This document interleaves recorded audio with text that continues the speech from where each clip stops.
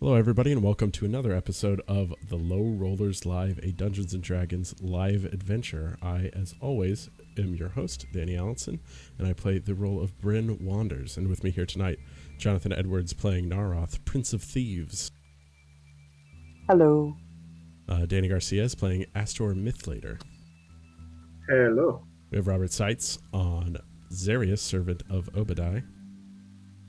Hello, hello. And, of course, our wonderful DM, Christopher Rondeau. Who? You. Last week on Low Rollers Live, we had a discussion where we decided to subdue a king, not exactly kill him, but subdue him, and went through a quick skills challenge. If you don't know what that is, go ahead and listen to last week's episode. You'll get a good idea of what it is. And had a combat with the king that we, after a lot of tribulation, managed to defeat him. Chris, why don't you take it away from here? Yeah, so we're going to leave off right where we effectively ended. The king has gone down. He is not dead. He still appears to be conscious, but he's no longer combat ready. He is leaning on his sword, and the sword that seemed to have a very sharp edge appears to kind of dull as the king weakens. And where he kind of had an aura of power, you can tell that just by his presence, that has diminished slightly, and he is now on the ground, kneeling. And you guys can take it away at this point. Because Alan is not here this week, I will take over the role of Lilith for however long Lilith is in the scene. Well, let's start this off with Astor saying, "Okay, guys, what the hell just happened here?" Bryn is going to ignore everything Astor just said and rush over to Narroth, who I think is currently passed out. Oh, yeah. I'm bleeding. And bleeding. So across the room there appears to be a blue doorway appear. This is a very familiar blue doorway that you saw Lilith appear and disappear from twice this chapter. She turns around and goes, "Well, it looks like your emotional turmoil is coming to an end, and I am called back to where I belong." Wait. Yes, hold on. He walks over to... She walks over to Narroth and Zarrius, and they both will get a quick heal. Hey. I'm gonna pretend this spell slot is available. So, 12 for Narroth, 13 for Zarrius. So as Narroth regains consciousness, Narroth is going to immediately, put an arm out towards wherever Phillip's body is and say, Phillip! He's not here. And Lilith is going to walk towards the doorway. Hopefully we'll rejoin soon, in a more permanent manner.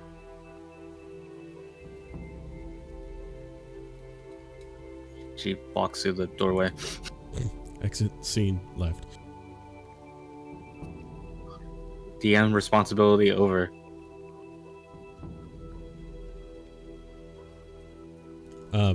So Bryn is going to grab Narroth's hand, say, Yvette took him. Not exactly sure where. I just hope he survives. Me too. Narroth is going to groan deeply and try to get up off the floor. You can see he's shaking considerably. Bryn will go ahead and help as much as she can. There is combat going around the castle at this point. The party would know this to be the rebellion helping out at this point. How large does the fight appear to be just by, the sounds of combat? Is it a large fight? Is it a small-scale skirmish? Is it, one person crying out? I don't think you would get it clear enough, because a lot of it would be outside the actual keep, and you're, pretty much in the dead center of it. So I don't think you'd be able to determine that. Unless you want to give me a Okay, tactics roll. Sure. Yep, I tried. Oh, that's not one of my custom skills. Shoot. So wisdom. I think it's wisdom. It's wisdom.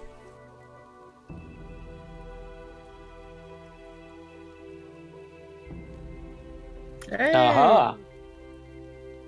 Yeah, so most of the combat's going on outside. It doesn't appear that as you take a listen, it seems like the whistle commands, the horn commands are coming off. It sounds more of a retreat from the guards as opposed to a assemble an offensive line. I see. From the guards? The guards are retreating. From the guards, yes. Well, you guys are going to have a clearer insight into the guards than into the rebellion at this point. Well, that makes sense. Well, while those two are gathering that information, Astor's going to walk over to Zarrius, help him get up, and ask him, okay, what just happened here? You are looking at the king, and he is not liked by very few people, or by many people, I guess. And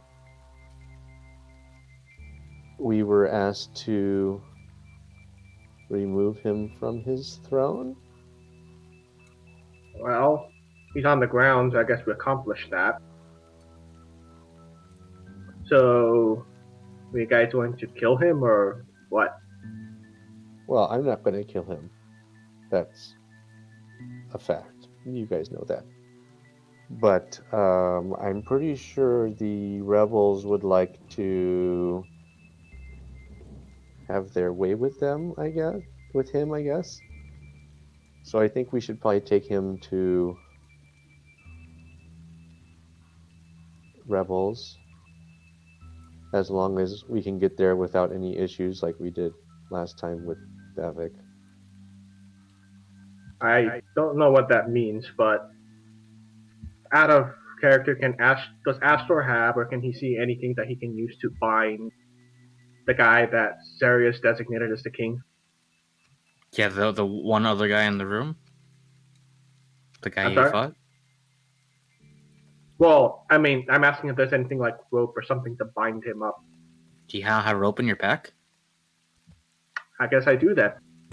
Astor's gonna walk over to the blue guy, pull out the rope, and start binding him up in a way that he can't escape or anything of the You sort. remember when used rope was a skill? I do. Yes. I never invested in that skill. No one did. Sorry, continue. But anyways, Astor does that, and once he's done binding the guy up, he says, well, where are we going to go then? Narroth is going to look at Zarrius. Zarrius, have any good ways out of here? Would I know good Correct. ways out of here? Sorry. Correct me if I'm wrong. Didn't we discuss briefly with Jennifer about her having an exit for us? Yeah. You guys can go back to the cellar if you choose to. You can also potentially just walk out the front door. I vote cellar. The Yeah. less people that see us walking out with the king means the less resistance we'll have. Agree. Yeah. I don't think we're I in would any agree shape with that. to face anything else. I would agree to that, and I think Narroth would too. Bryn is reloading her Alright. gun while she says that. Alright, well, since I seem to not be in as bad as a shape as the two of you, he kind of indicates towards Zarrius and Nara. I'll try and carry this guy on my shoulder and follow you all to the cellar because I have no idea what that is. I lead the way towards the cellar. Sure. So you guys take your track back to basically the main staging area for the kitchen, into the servants' quarters, which leads down to the storage area where you're able to do that. Upon entering the cellar, you do recognize Phillip and Yvette's there as well. Yvette is currently, you see her shaking her hands ever so slightly. She mutters an incantation and puts her hand towards Phillip, and you see a jolt of electricity go through the body.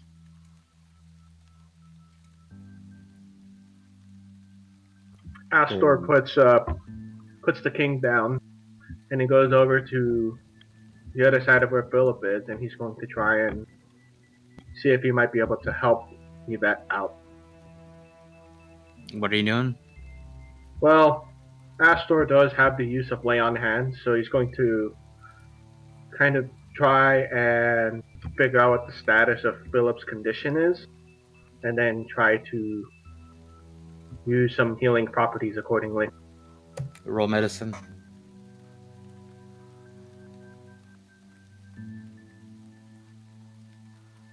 Ugh. He's breathing. He's breathing. He is Perfect. breathing. Narroth is going to walk over with one of his potions of healing and feed it to Phillip. Love the verb. You do notice that his wounds close, but he does not appear to come to consciousness. He appears to not even really move, like in that restless dream state that you normally would expect. He appears to be still out cold, but his wounds heal. This is as much as I can do for him. In the meantime, we have bigger fish to fry. Narroth is holding his side kind of painfully. We need to get this one out. So, who are we waiting on? So you do see the incantation of where you guys teleported in, still on the floor. All you guys need to do is mutter an incantation and return back. Which Begin the muttering. someone would know. I'm assuming we need to make physical contact with this. That's correct. You need to be in the circle. So Narroth is going to walk into the circle and kind of half drag the king along with. Shall we? Yes, let's. Cool. And you guys find yourself back into a building that kind of started as a staging area for this whole operation. You do not see Jennifer there. You do see a couple other non-combatant rebellion people. Rebel scum. And you are a couple blocks from the actual keep itself. Would you guys like to wait it out, have some discussion, or are you guys going to go actively pursue other people? From this area, can we see how the battle fares? Most of it's inside the keep, and the keep is surrounded by a wall. Okay. Narroth is going to find some sort of cot and lay down. I think what I would do is I would go and try and see if I could find Jennifer or Merchant. Yeah, they're not going to be easily accessible. Upon talking to some of the non-combatant people, they're out fighting, for lack of a better way to say it. What Astor's going to do is he sees Narroth go to lie down, and he finds another place to try and place Phillip on there as well to get him feel comfortable and see if we might be able to better his condition. After he does that, though, he does turn back to the group and he asks them, so if we have time, would anybody here mind filling me in on what the heck just happened?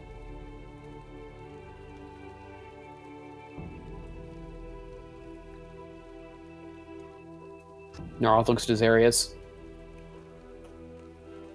That's your job. Narroth rolls over.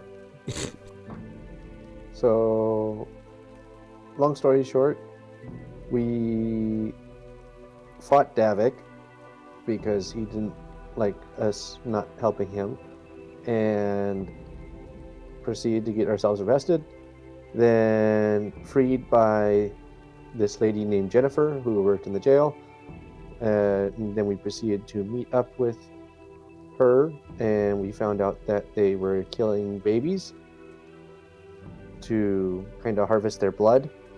And we proceeded to not like that, and so we joined the Rebel Alliance, I guess. And they wanted us to take care of the king, and you are seeing him in front of us. Astor kind of stares at Zarrius for a couple of seconds. Then he says, "Excuse me, killing what now?" Yeah, you heard correctly.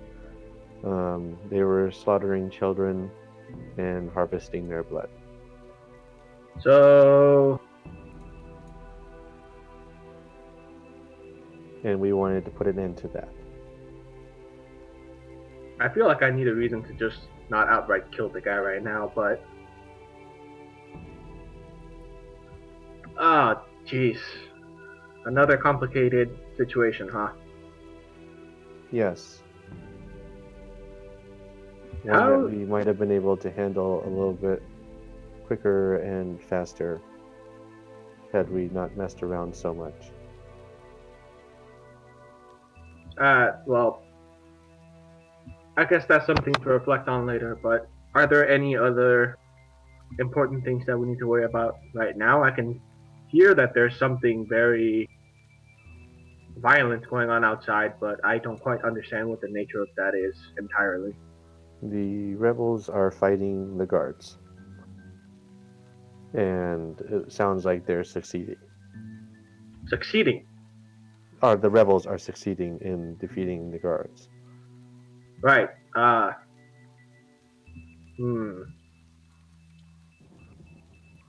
With this the is guard- good for our overall cause. Well, my question though is, do the guards know what the king was doing, or are they just unfortunate collateral that happened to be in the way? I'm not sure whether I can answer that question. This whole culture is pretty corrupt. We've gotten a good idea that they know exactly what's happening. The guards as well? Yes. They, You can see... Sorry, go ahead. the resistance said that he ruled by fear mostly. Wow, and we were supposed to get help from this guy? Yeah, that's what I'm kind of surprised about too, so I'm a little confused. You can see Astor has a very uncomfortable expression on his face. Then he says, well, I don't know about you guys, but I think... No, the two of you are pretty hurt. Never mind. I was going to say we should go out and see if we can help end this sooner with less casualties, but we're all pretty hurt. Out of character, does Bryn look like she's quote-unquote bloodied or not really? Out of 135 hit points, Astor looks she has towards 13. Bryn and says, oh dang. He goes, yeah, we're all hurt pretty bad. She is bloodied. Sorry, I couldn't remember from last week, but dang. Alright. On a scale from 0 to 135, she's at 13. You're fired. That's your one. No, you're just fired. Oh, the stream's going down, I guess. Narroth is going to sit up on his cot, kind of grab his side and wince, but then look at Astor. You actually seem to be the least hurt out of all of us. If you wouldn't mind, you should check and see how the battle's going so we have more information than what we currently have. Listening for the sounds of combat is never as telling as seeing how the combat is progressing. Astor ponders for a few seconds, then he says, Alright, well, the 5 of you. 5 of you try and rest up as much as you can. I'll go and see if I can get a better grip of the situation. And at this point, Astor leaves the cot, or the building, to try and see how things are going. Cool. Go ahead and give me an investigation check.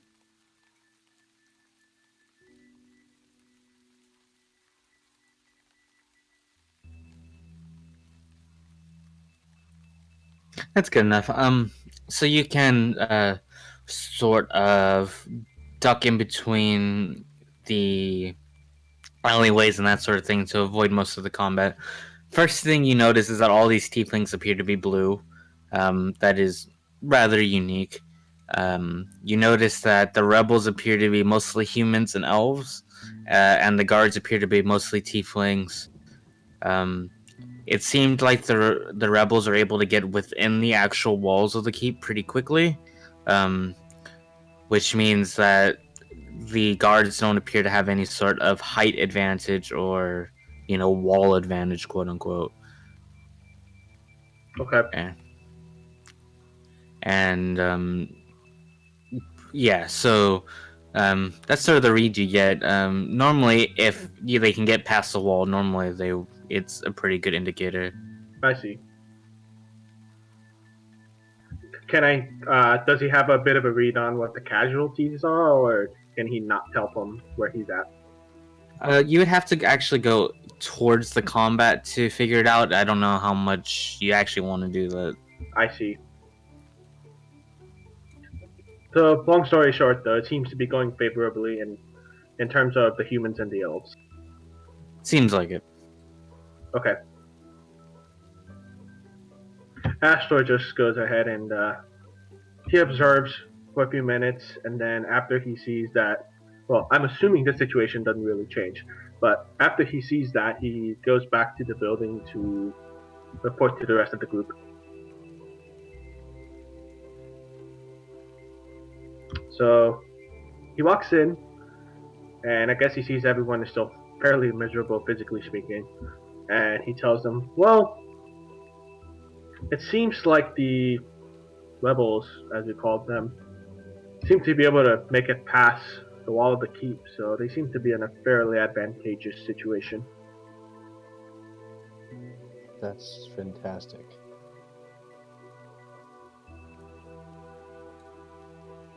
Anything else? No, I didn't want to get too close to the actual combat, seeing as how I'm not in that stellar of a condition myself.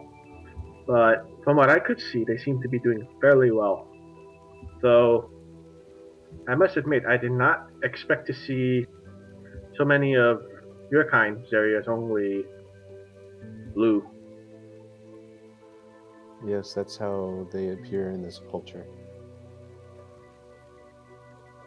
You can kind of see the gears in Astor's brain turning, and one of them falls out. He gives up and says, "You know what?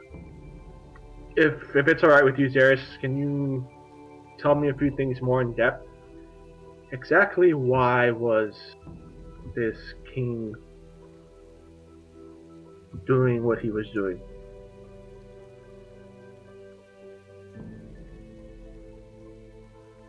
Sorry, quick, out of character. Do I know the answer to that question? Yes. Okay, then I'm not totally remembering it, and I didn't write it down. Blood is an alchemical ingredient. Gotcha. Okay, back in character. So the king used the blood that he got to help him with alchemy and overall bad stuff.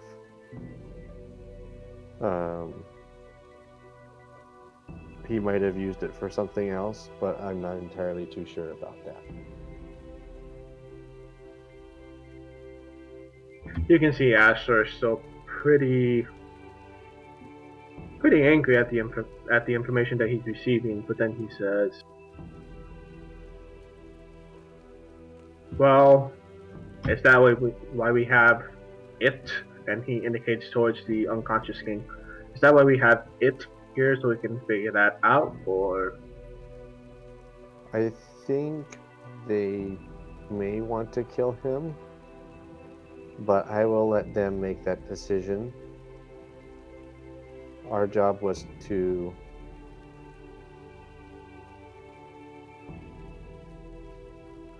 our job was, I think, pretty sure to kill the king, but I don't like to do that. And so I knocked him out and we brought him here, and so now we have given their leaders the opportunity to do what they've been wanting to do for a while. At this point, Astor casually walks over to the body of the unconscious king, and you see him with all the vigor that he could possibly muster just kick him in the torso and send him flying across the building. He doesn't fly across the building. He rolls across the building Okay, on the floor. I'll give you that. But anyways, he does that, and when Astor turns around, you can see that he has a very furious expression on his face. And I'm not going to actually shout, but he shouts, "I can't believe that any person could even consider killing children." And then you can see that he just has a really disgusted expression on his face. Tries to not let something come out of his mouth. Then he just takes a chair, sits down, puts his elbows on his knees, and puts his face on his hands, and he's just contemplating, just kind of stopping himself before anything else happens. What is everyone else doing? When Narroth gets enough strength, Narroth will go ahead and inspect the wounded king's unconscious body and see if he has anything that he's specifically looking for, something like a focus, something that can help him, channel his magic. So in case he does regain consciousness, we don't have to do this whole thing again. What he has is his sword. So Narroth is going to take the sword. Fair way to do that. Sorry? Yeah, that's a fair way to do that. Perfect. Does he happen to have anything else on his person? He's mostly in attire to eat. He wasn't even appearing to wear any armor. So not really. Okay.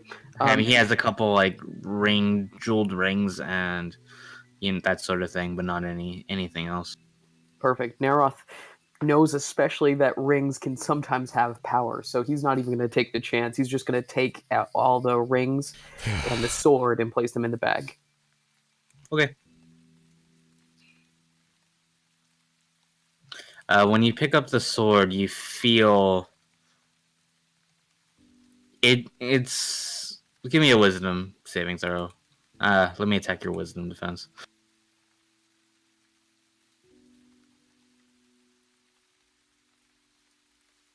Probably.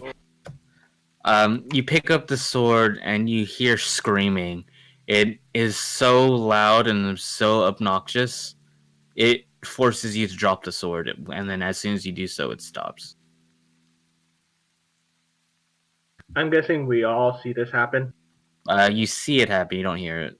Right. So Narroth is going to instantly hold his head as if he's probably even getting dizzy. And he looks at the sword on the ground.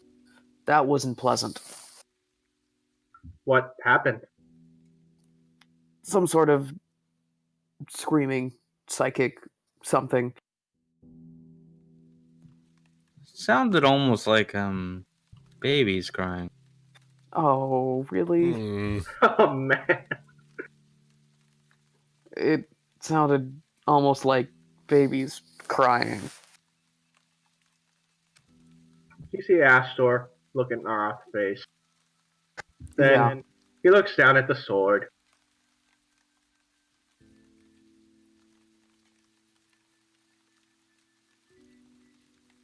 He goes back into the previous position he was in. I mean, I've heard that there's a far-off place called Mount Doom. Now, if we dropped this sword into the fires of Mount Doom... You go unconscious from your wounds. Is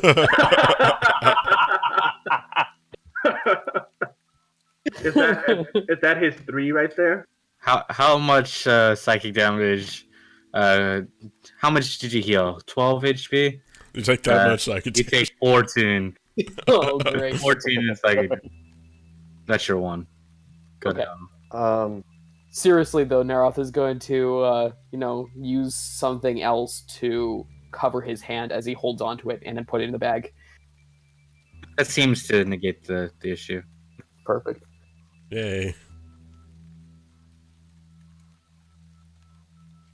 I think I would want to try and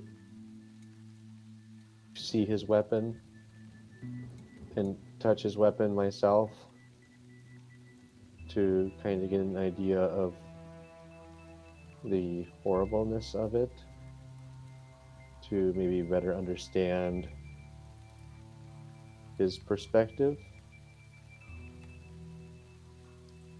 You run into the same issue.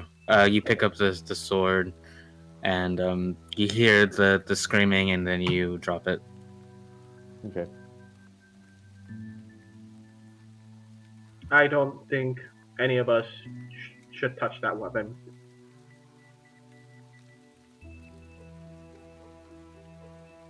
Here, Nara. I've added baby Yeah. killing sword to my inventory.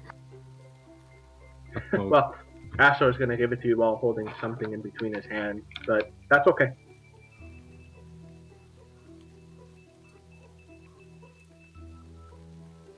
I'll just throw this out there. Astor isn't going to initiate another scene for now. Perfect. Narroth is probably actually going to sit beside Astor when he goes back into his, serious thinking pose.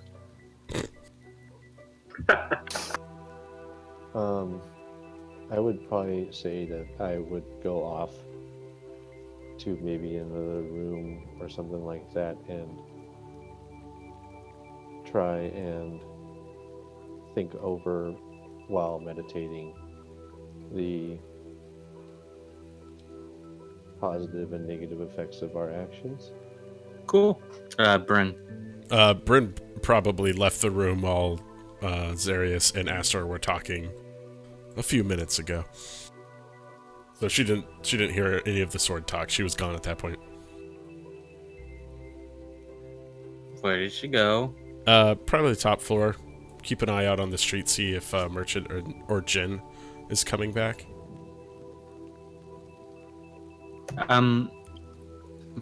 So give or take another hour or so, eventually you will see people start to pile in.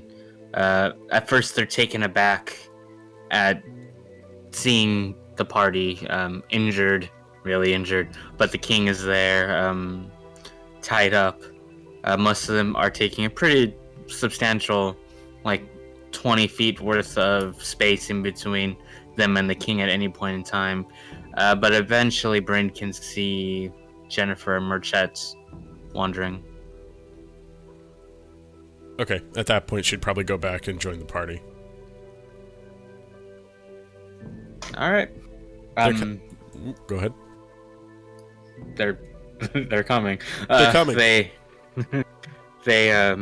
walk They're to coming. the door. They arrive to the door shortly, and as soon as Jennifer sees the king unconscious there, she immediately starts to build an incantation ritual circle.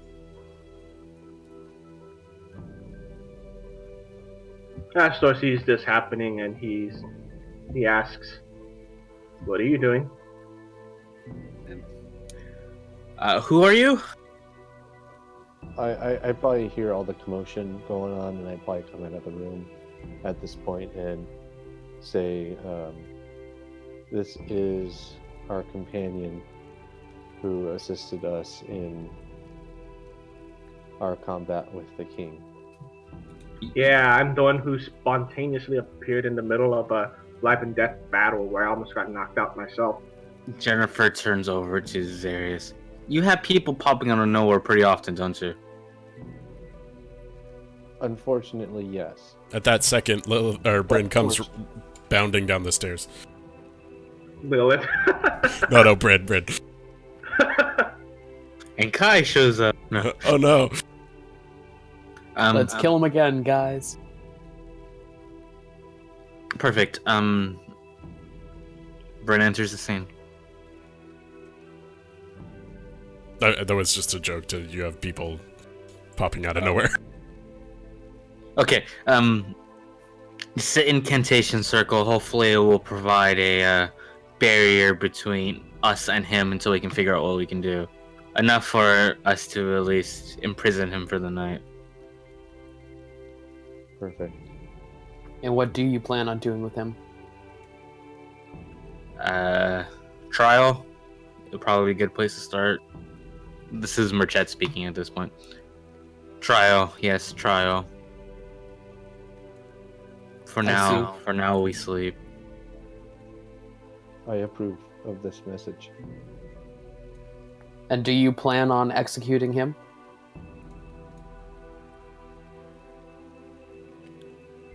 As much as I want to see this man dead, I don't think death should be how we build our new system.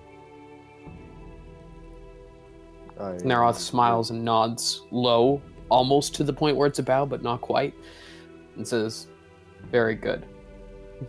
Quite gracious, aren't you? He built his whole regime on killing and death, and that didn't work. Not in my eyes, at least. That does not work in our eyes either. Astor stands up. He walks over to Merchet, stumbles for one of his steps, but he stands probably a few feet away from him. He says, "I have a lot of respect for that. I truly hope that you succeed and that your kingdom becomes something better, something closer to what you and the rest of your people wish to have." At this point, he kind of just turns and starts to find a place to rest for the night.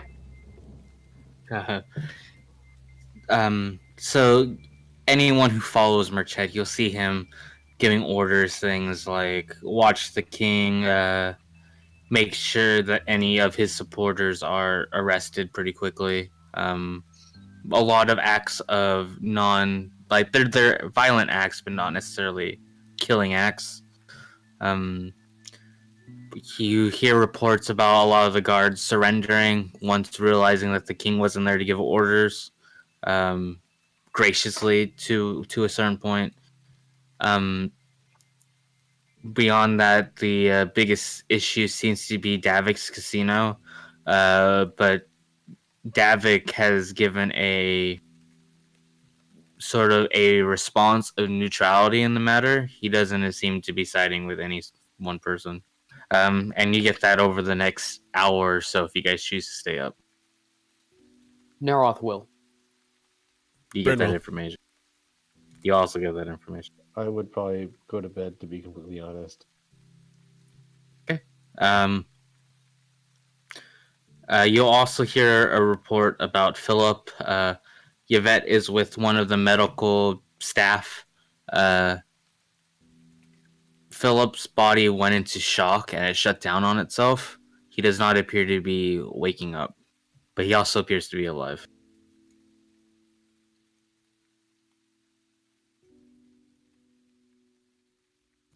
But that's all the information you'll get over the course of an hour, and it seems that everything pretty much settles over that time period.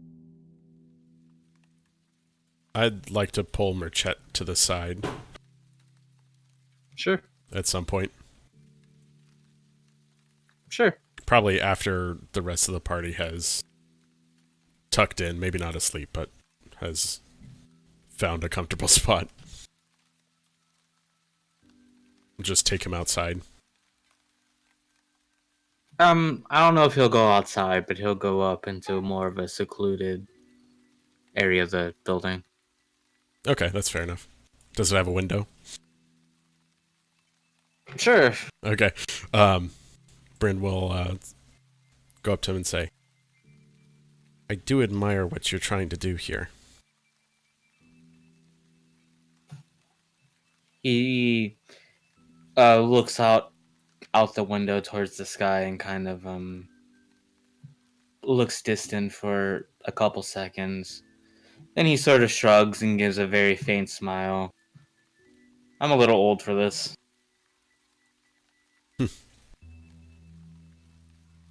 I can't help but notice, though, that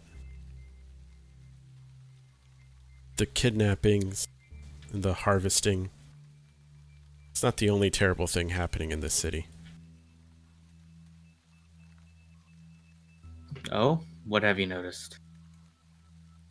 She'll point to the Coliseum amusement war arena thing.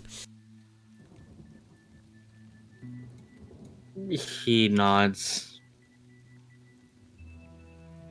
A lot of people don't know what to do, and when they don't know what to do, they look for something to fill in something that's missing. You know, when we started taking away people's children, where else were they gonna go to fill in this empty hole? Misery spreads, and the amusement wars was about misery. Hopefully, getting rid of misery will help get rid of something like that. Is there any, what's the lighting in this room? Is there, like, torches on the wall, lamps? What's going on? More like candles. Okay. Well, I don't think this building would be exceptionally well lit at the sure. moment. Well, if the missing pieces is what caused that, and those missing pieces will be fixed, then what's the purpose of that place?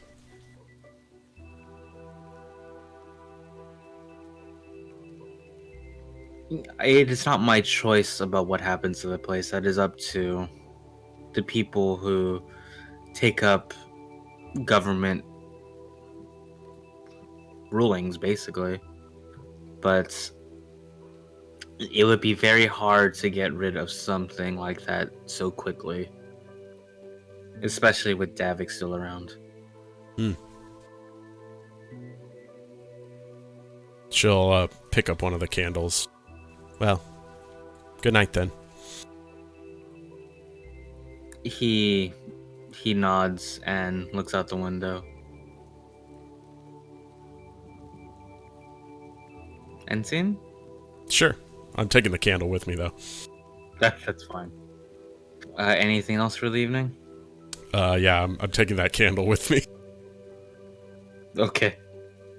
All the way to the Coliseum. Oh, crap. Alright. You going to burn it down? That's the plan. Sounds good to me. Alright.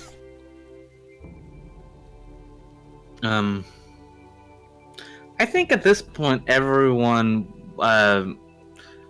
this would cause the rebellion to wake up, per se, and everyone could wake up and hear about the fire that's raging at the Coliseum area.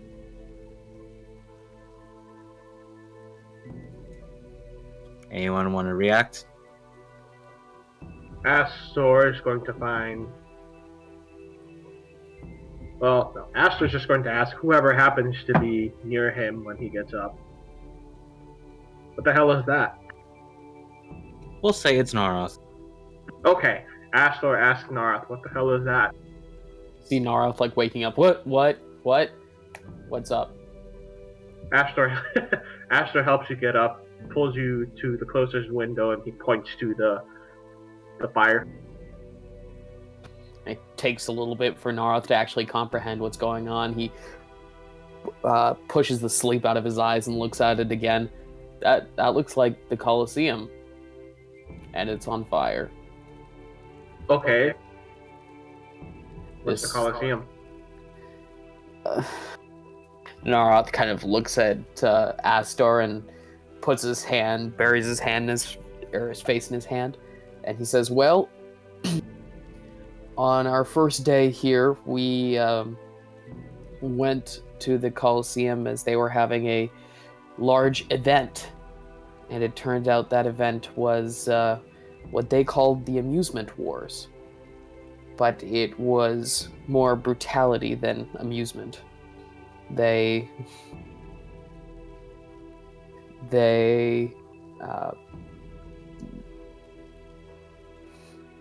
had the degradation of people for public entertainment.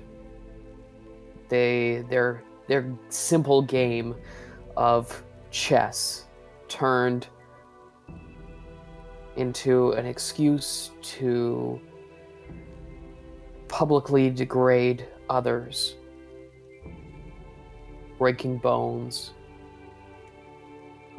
shaming, just not good stuff. Narroth kind of shakes his head and gets a little distant. Hmm. Are you guys outside having this conversation? Or looking through a window? Well, I said looking through a window, so. Oh, I missed that part then. But anyways, Astor kind of takes a few seconds to digest all the information. Then he says, "So it's a good thing that it's burning down." Well, it's certainly setting these rebels apart from the previous form of government. The last one used it to keep the people entertained and happy. And these rebels seem to be burning it down to make some sort of moral stand. I don't know how they're going to control their people, but let's hope this is a step in the right direction. I just hope that fire doesn't spread from the Colosseum onto anything else. Do we see people running out towards the burning Colosseum, or not really? Chris? Sorry, one more time? Oh, I asked if we see people running towards the Colosseum that's on fire. It doesn't appear there's a terrible, like, Motion? physical reaction to it. Like, no one is running towards it or away from it or anything like that. But the Colosseum is pretty isolated from the other buildings. Okay, so Astor probably wouldn't have had that worry then. But, anyways. You see Astor scratch his head, and he appears to become many times more tired now. Turns towards Narroth and he says, "Well, back to bed." And he leaves. Narroth is going to basically turn with him and walk back basically at the same rate. Yep, this is a question for the morning.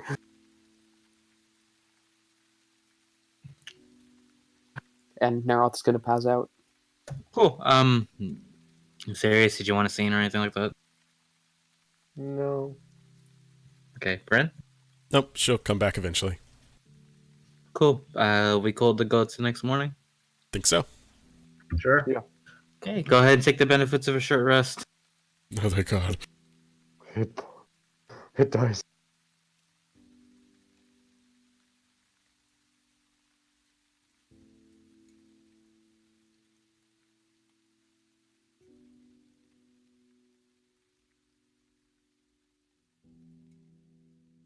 I guess I'll let someone roll in a row. Or not. Yeah, I'm just waiting for you guys to finish up before I start rolling like crazy.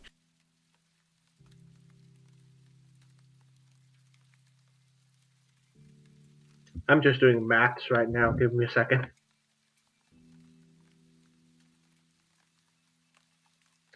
Man.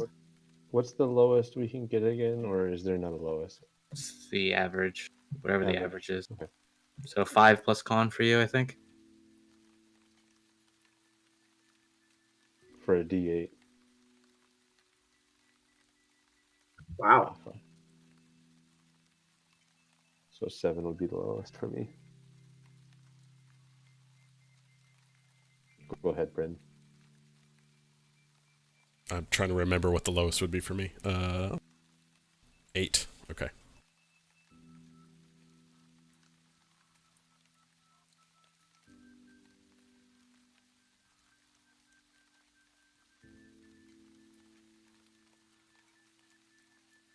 So many hit dice. That's only half.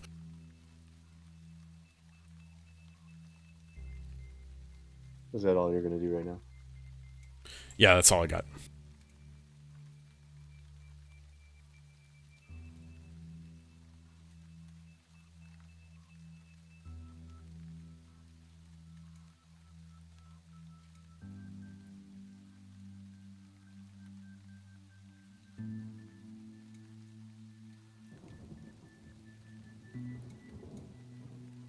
All right, feeling much better.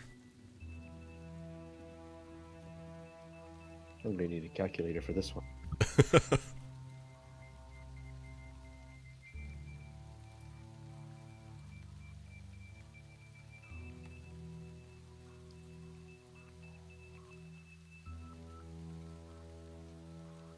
By the way, Alan thought up is in the chat right now, thought up a reason why the tieflings are blue around here. Why? Because they're sad. It's a sad culture. Oh. No. I'm going to pretend the last 20 seconds didn't happen. Good try, Alan. We'll play 20 questions later.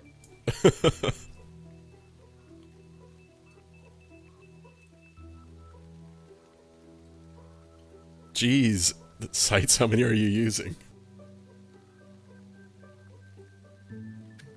How many more do you have? I have one more. How many did you use last combat? I didn't use any last combat. That's right, because Alan healed you. Yes. Narroth didn't either, so he's using all 10.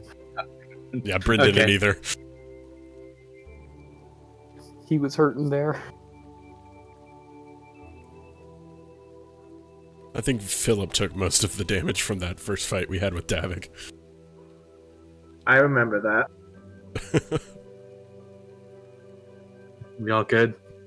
I think so. At least Yes, to I'm start good now. scenes. Yeah. Okay. You wake up the next morning. Let's. Yeah. We'll start with Astor because I think he went to bed first. And if you want to have a scene before everyone wakes up.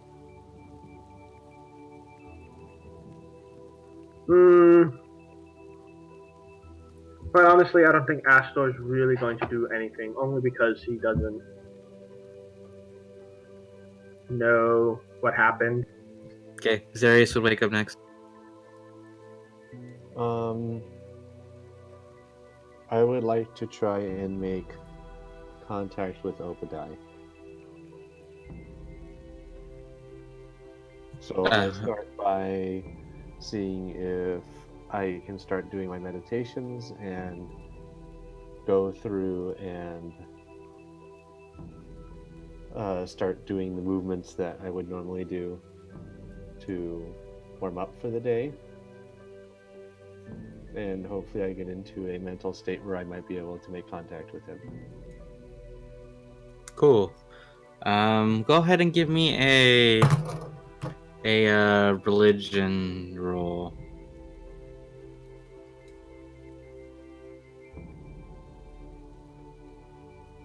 Wow. Oh yeah. So I'm going to treat this as not going into that same astral sea type section, but more of you get into communication with them for let's say a couple of maybe we'll say with that kind of role you get about like 2 minutes to have a conversation with him. Quick questions, sort of mindset, not necessarily long drawn out conversation. Fair enough.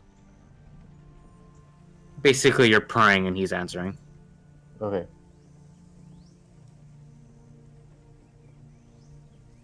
So pray. Okay. I don't know how to start this, but anyways. Didn't you go to a, never mind. That's your one. Yeah. Oh, great and wise Obad-hai. And I do a different movement. I am seeking your guidance on a couple questions I have. First of all, I am hoping and wondering whether the deeds that we have done are acceptable in your sight. I feel torn with our actions that we have done to this culture. I feel like we are trying to respect the lives of those children as much as possible, but at the same time, we could be affecting an entire culture of people.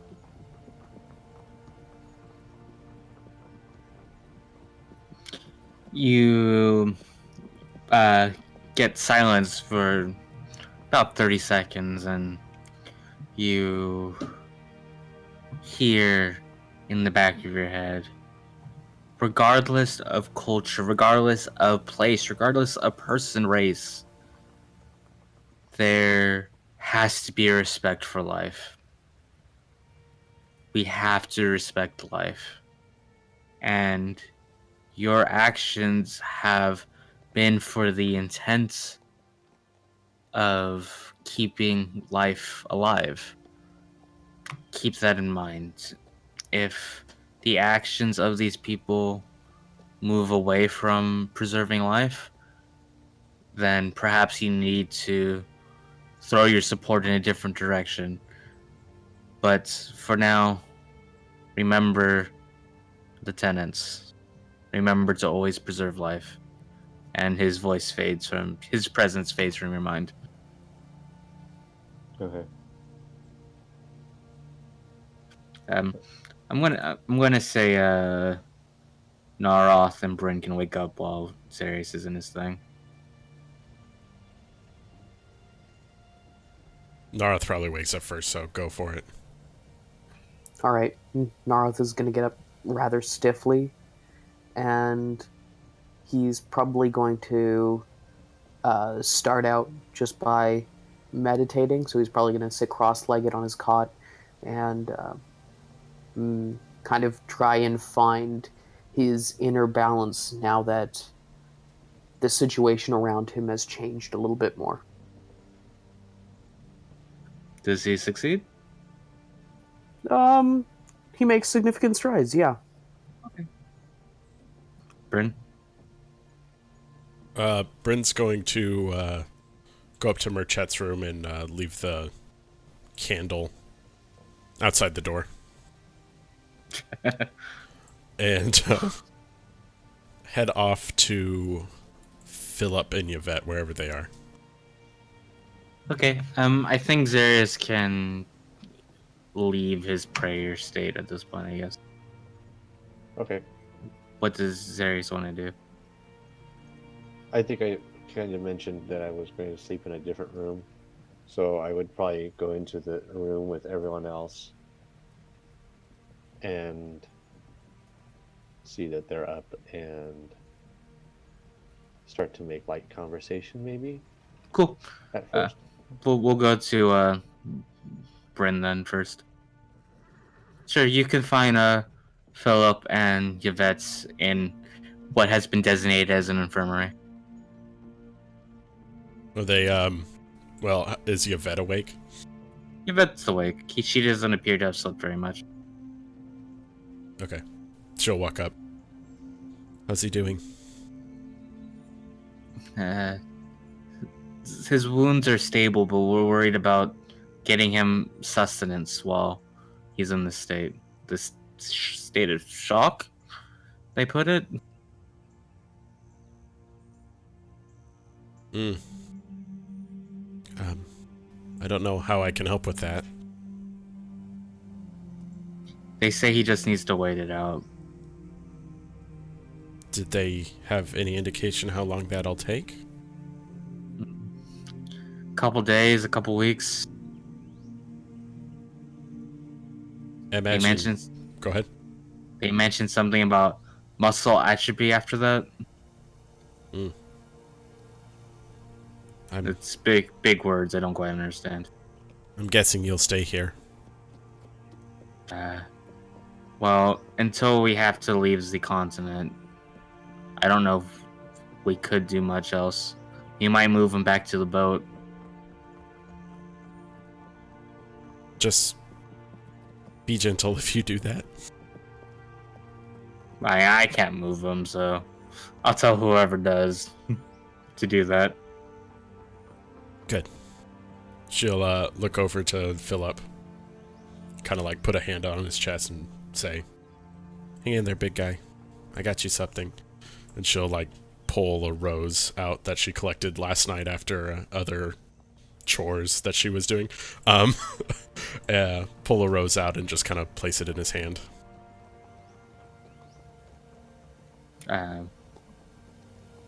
You see, so set on his nightstand, like area where his personal effects are there, you do notice that he has his Bible book-ish thing, and the symbol of the rose glows its bright pink for the briefest of seconds, and then diminishes back in color. But his state remains the same. Okay. She'll sit there for probably a good 10 minutes to just be there with both of them. Yvette is not saying much. She's you can see the exhaustion on her face. But the point you'd probably leave is when a nurse goes and brings them both breakfast. And then, the applying of medicine and that sort of thing. Okay. But Yvette mostly sits in silence. I'll do the same. Cool. Up until that point, and then leave once I become a nuisance. Cool. So you join the party? Mm-hmm. Okay, we just got a new box for my cat, and she's jumping around. So you rejoin the party. Zarrius is making small talk, quote unquote. But the party is united. 4 of them at least. We miss Alan. So once we have everyone here, is Merchant and Jennifer here as well? Not yet. Okay. Then I'd like to talk to my party and say, everyone, so since it doesn't seem like we're going to get the help of either Davik or the king, I think once we are done here, we need to move on and see if we can get the assistance of another kingdom / tribe / whatever we're going towards. We're not going to get aid. We just help them overthrow all of this. Hopefully we'll get something. Well, we need to ask first. Yes, we'll ask before we leave. I don't expect very much, since they seem to be a little bit wounded in terms of personnel, maybe due to the fights that occurred between the guards and them. Maybe if we stop by here on our way back to our ship, they might have a better knowledge of what resources they might have as they rebuild.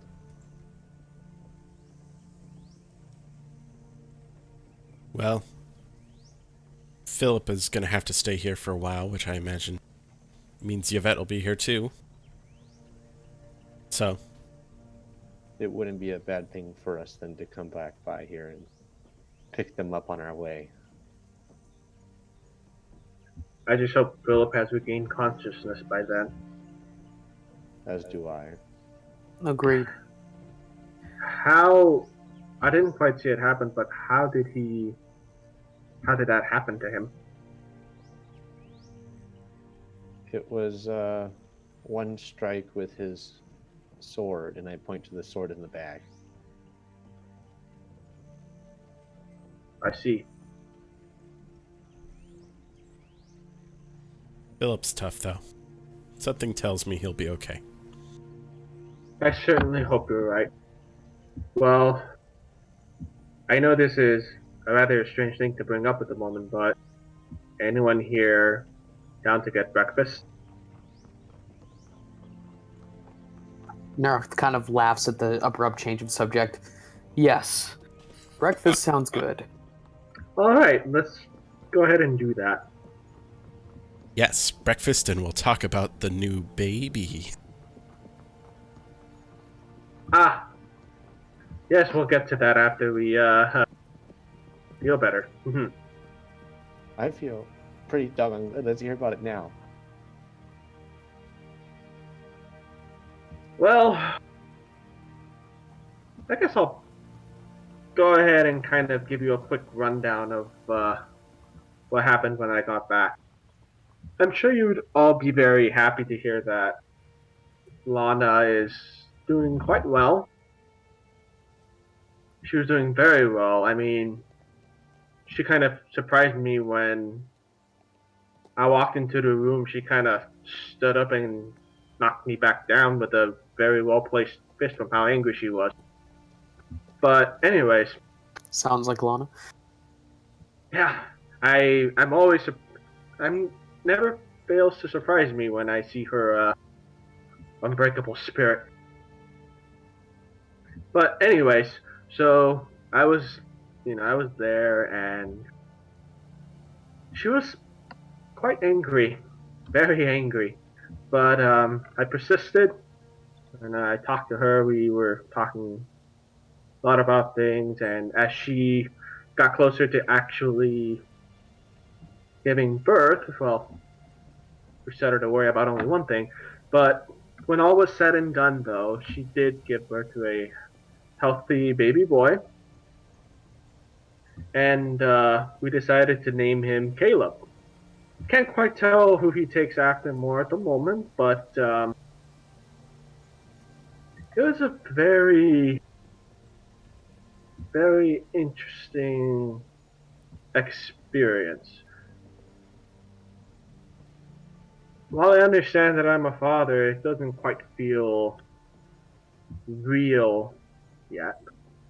But it was definitely a level of happiness that I hadn't experienced in quite a while, honestly, after everything that just happened. But even though I wanted to stay, one of the things that I realized while I was with Lana, Caleb, and then everyone else who was present, mind you, I thank Kieran profusely for helping take care of Lana. I realized that I should try and become more of the father I would want my kid to have. So I came back here to join up with you guys again and see if we can right our wrong. You not included, technically, I guess. He kind of indicates towards Bryn. But anyways, I hope that we get to do some good. And I hope we get to go back and meet Caleb.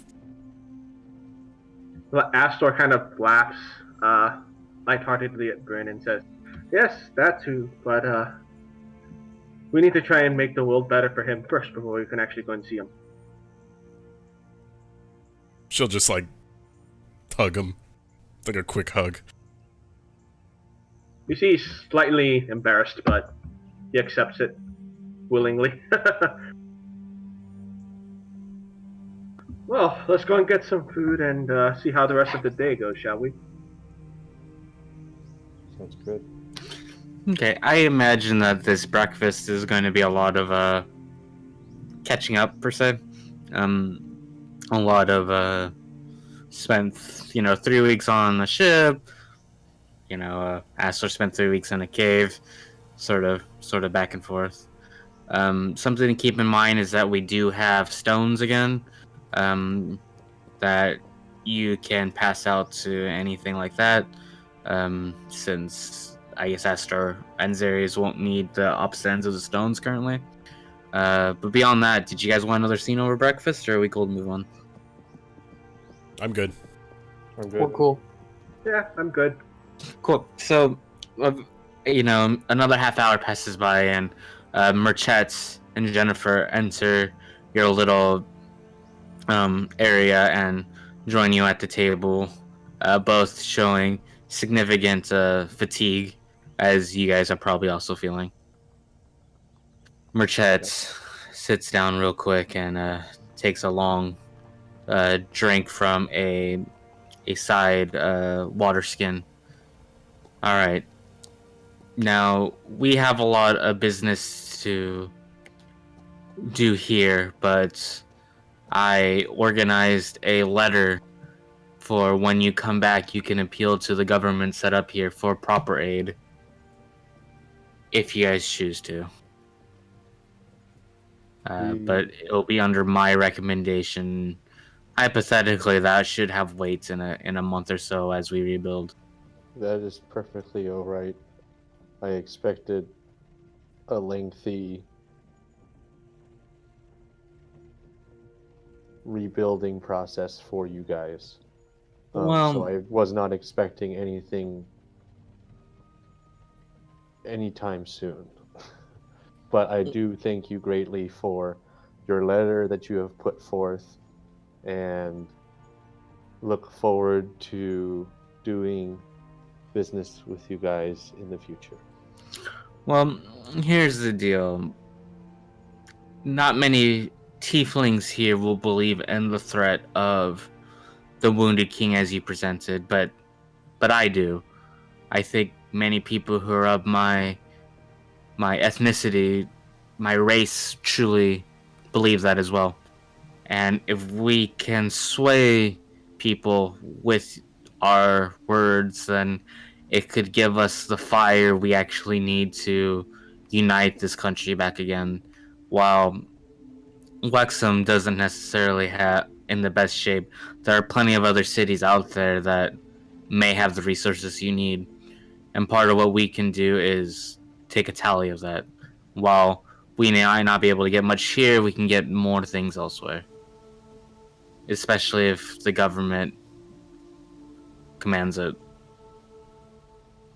Yes. Narroth is going to nod and look back at him. And what are you going to do regarding Davik?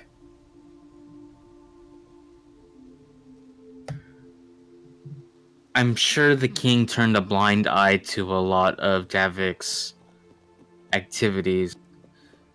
We hypothesize, and we can't guarantee this is true, we hypothesize that the king should have incriminating evidence against Davik somewhere in his personal space, somewhere in the keep. And then we'll start from there. And if you bring down Davik, what then? He played a pretty critical role in your economy, as it were. I think we will rebuild, hypothetically, if there is this other continent, Excelsior as you call it, out there.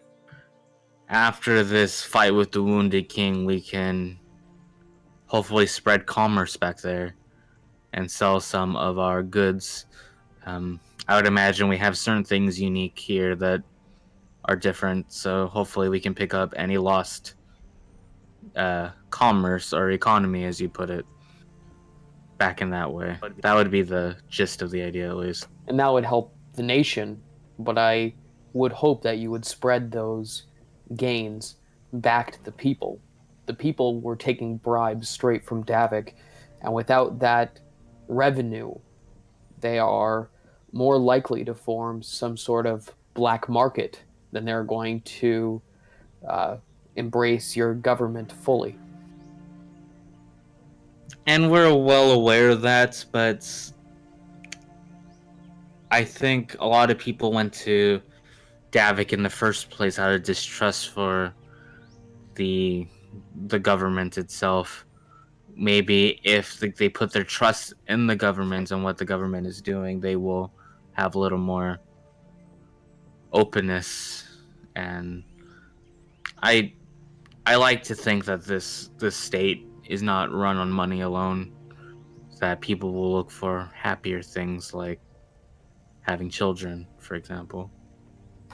And that's going to be true for those who are only with Davik out of idealism, but for those of them that rely on him for a economic necessity, for those of them that need the coin that Davik brings in, there has to be some sort of compensation in order to keep them going and not revert back to a unofficial government.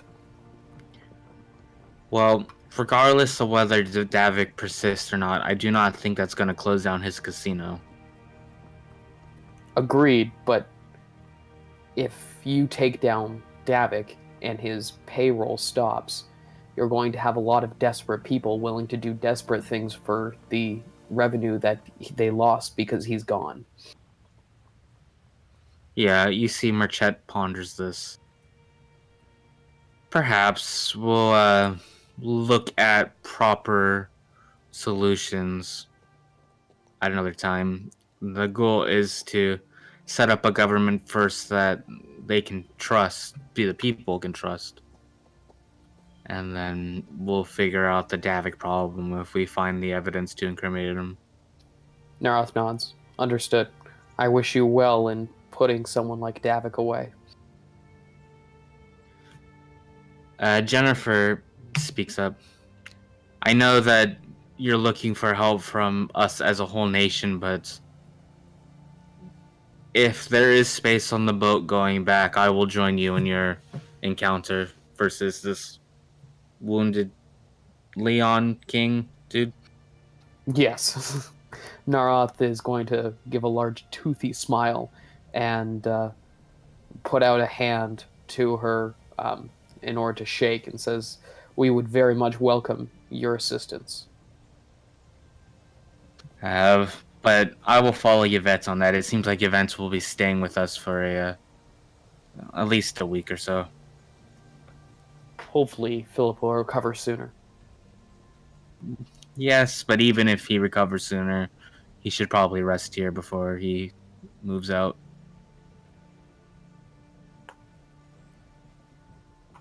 Probably a good idea.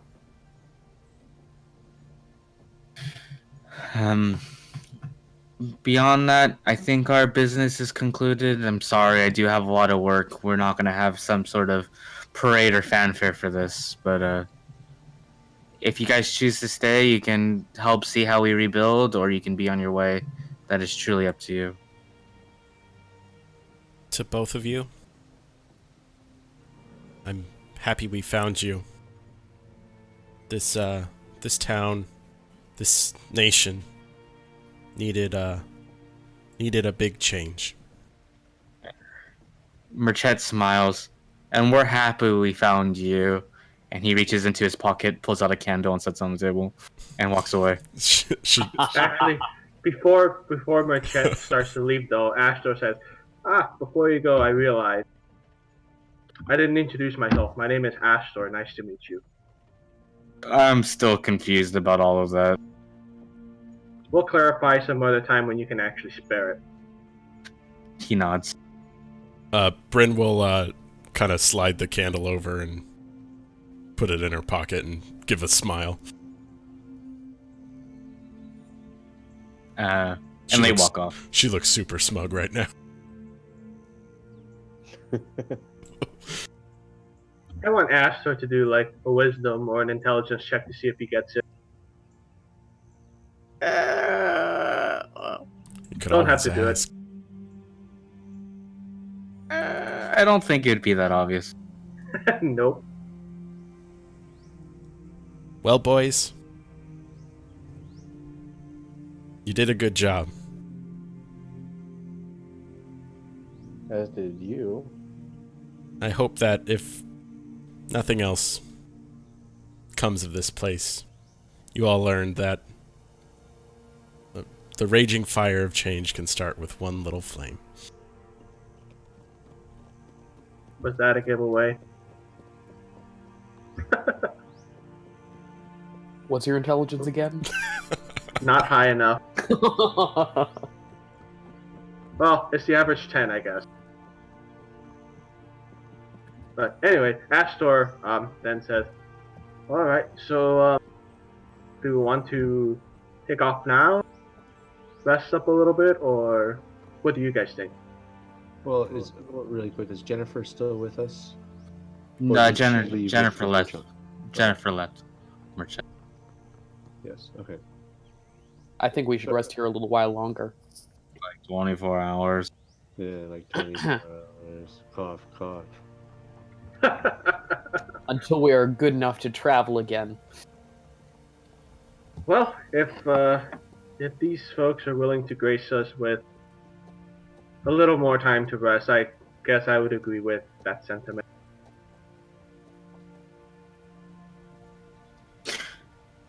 All right, I think with that we can go to a break. Alrighty, thanks for joining us. We're going to go to a quick break very quickly, 5 or 10 minutes, just to recharge a little bit before the second half of our show. Thank you so much for joining us. If you're having a good time, go ahead and share it with some of your friends so they too can enjoy the second half of the Low Rollers Live. We'll be right back in just a few.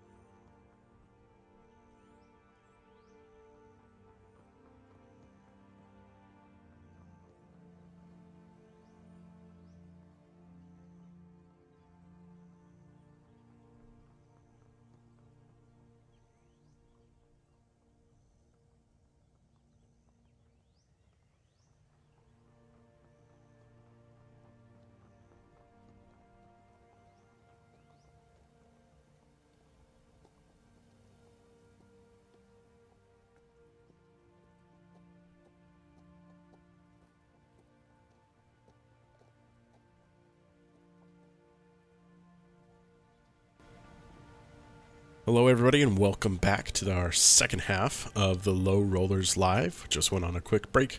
Now we're back after the cleanup in the city of Wexham. Chris, you want to go ahead and take it away for us? Sure. So we're going to have a couple scenes, but basically this next 24 hours is going to be rather montagey. But you know, we'll do a couple things. John, you wanted to do something, so why don't you take it away with Narroth?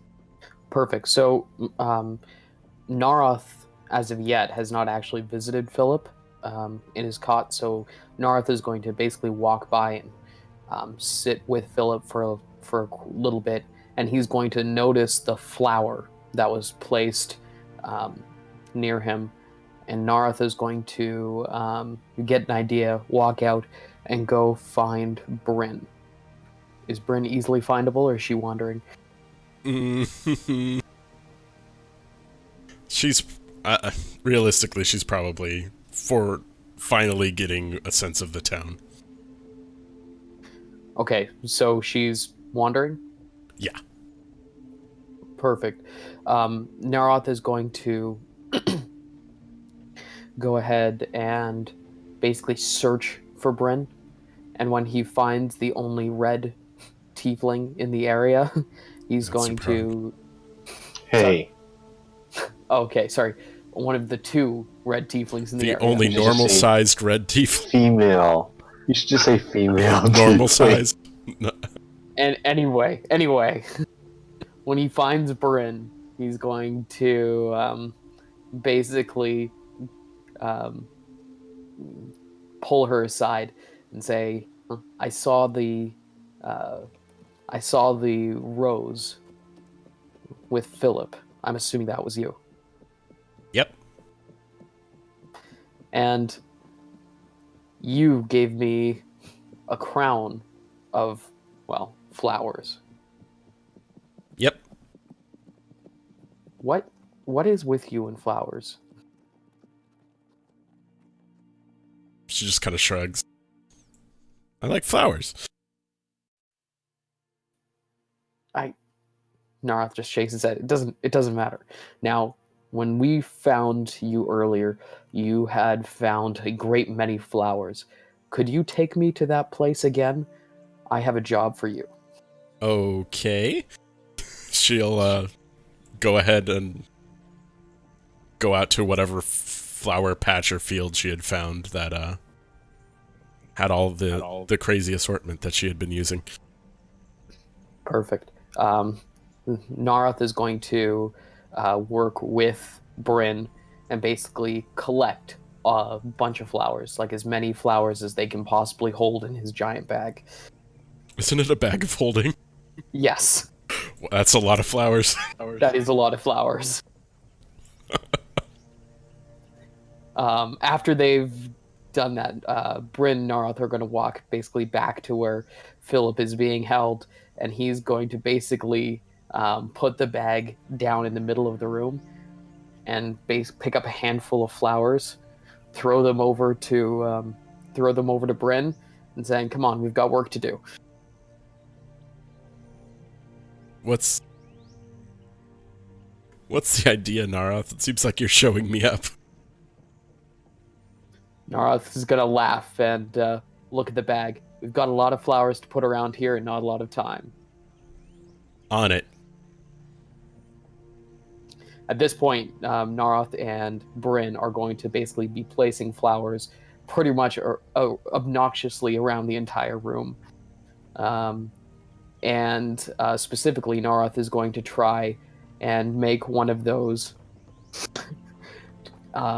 Narroth is going to make basically a bed of flowers for Phillip to be resting on. So right now he's just on a cot. They're going to basically surround it so that flowers are coming from the center of Phillip's, from Phillip, and basically going out throughout the entire room, facing inwards, all of them facing inwards to Phillip.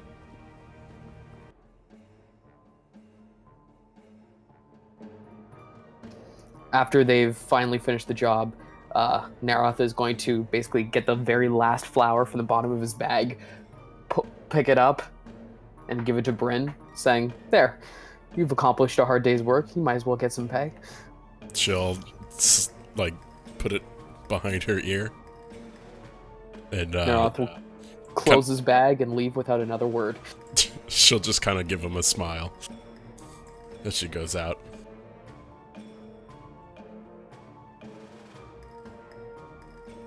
And see. Show off.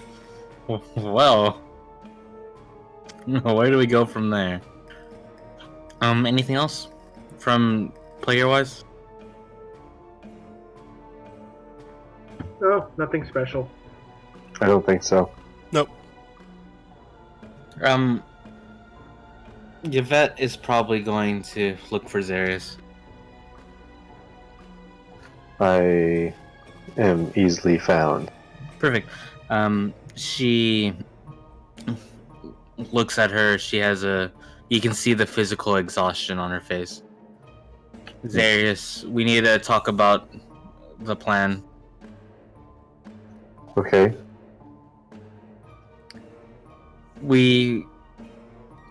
I need to stay here. My goal was really just to get you to the continent and out of the continent. I have no other real plans besides that. And now with Phillip as he is, we need to figure out how we are going to meet. If you guys head to House Steiner, we can walk back to Cardiff and then take a boat to the House of Ciliana and find a port there. We can meet there. Might be the best option, or what did you have in mind? Hold on 1 second. Pause.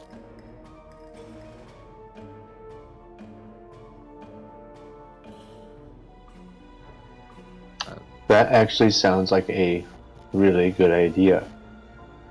Yeah, I mean, we can take the boat there, and then we can leave from the House of Ciliana back to Excelsior. And then we can... I heard something about Jennifer coming with us. We can send a letter out to Merchet to initiate anything we have to do as well, and then do everything on a courier type method. Beyond that, I don't know if we should return here when time is of the essence. Good point.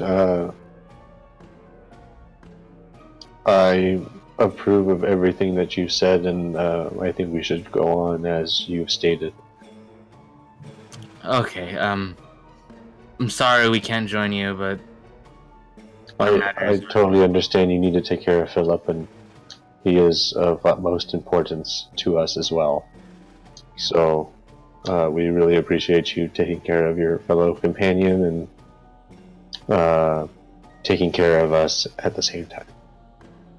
And can I give you some advice as leader, captain of a boat to leader of a party? Yes, please.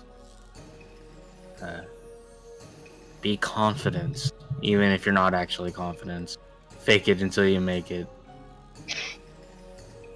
It's very easily said when you have a bunch of alcohol in you. Exactly.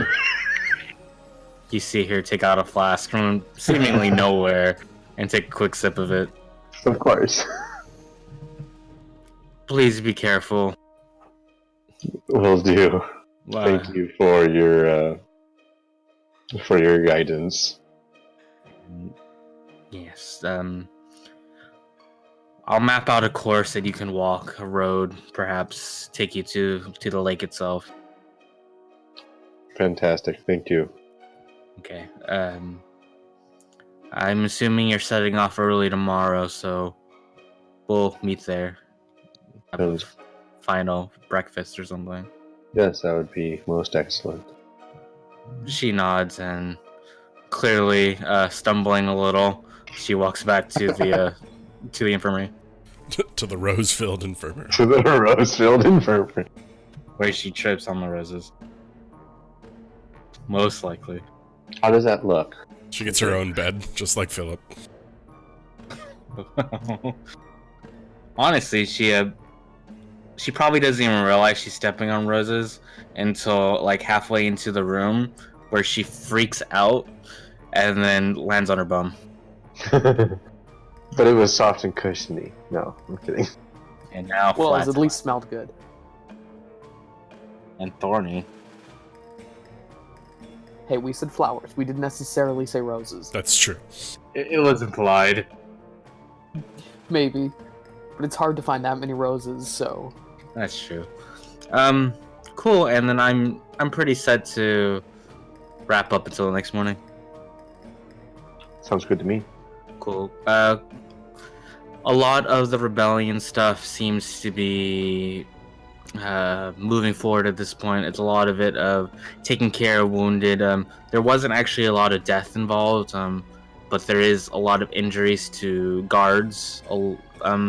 So their orders were pretty clear to knock out, not kill. The king has been taken to a cell along with some of the other more nefarious councilmen.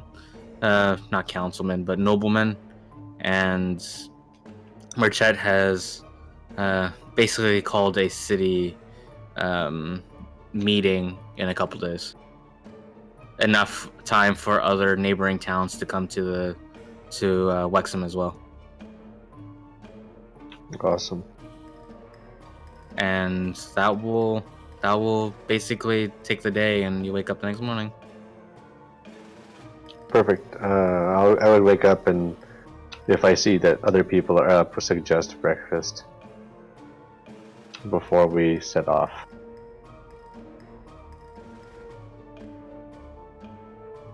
So you, in this little headquarters thing that's set up, there are like a mess area where there is a table, and you see Yvette passed out near one of them.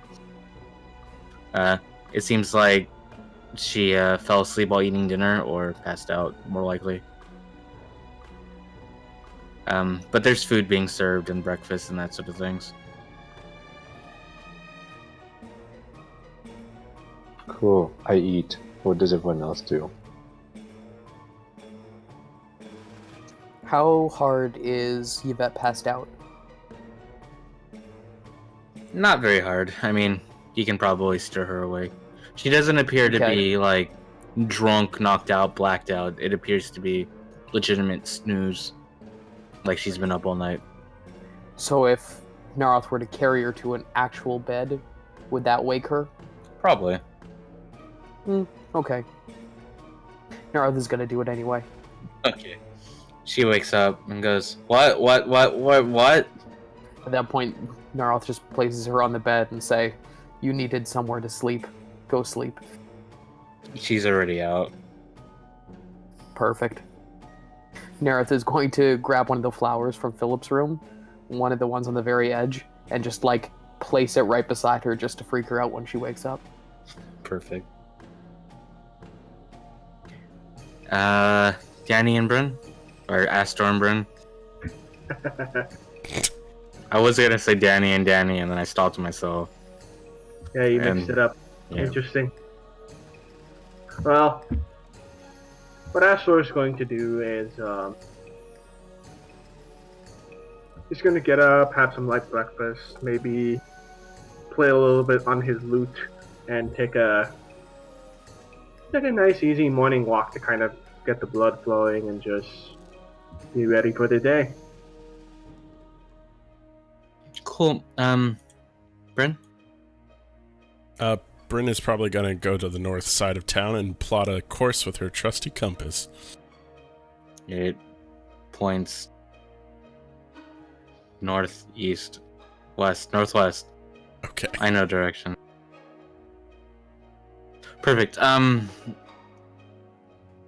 At this point, everyone gets the benefits of a long rest. You regain half your hit dice, as well as any spell slots or HP or anything that you would normally regain back. And it seems like we're at breakfast and about to head out.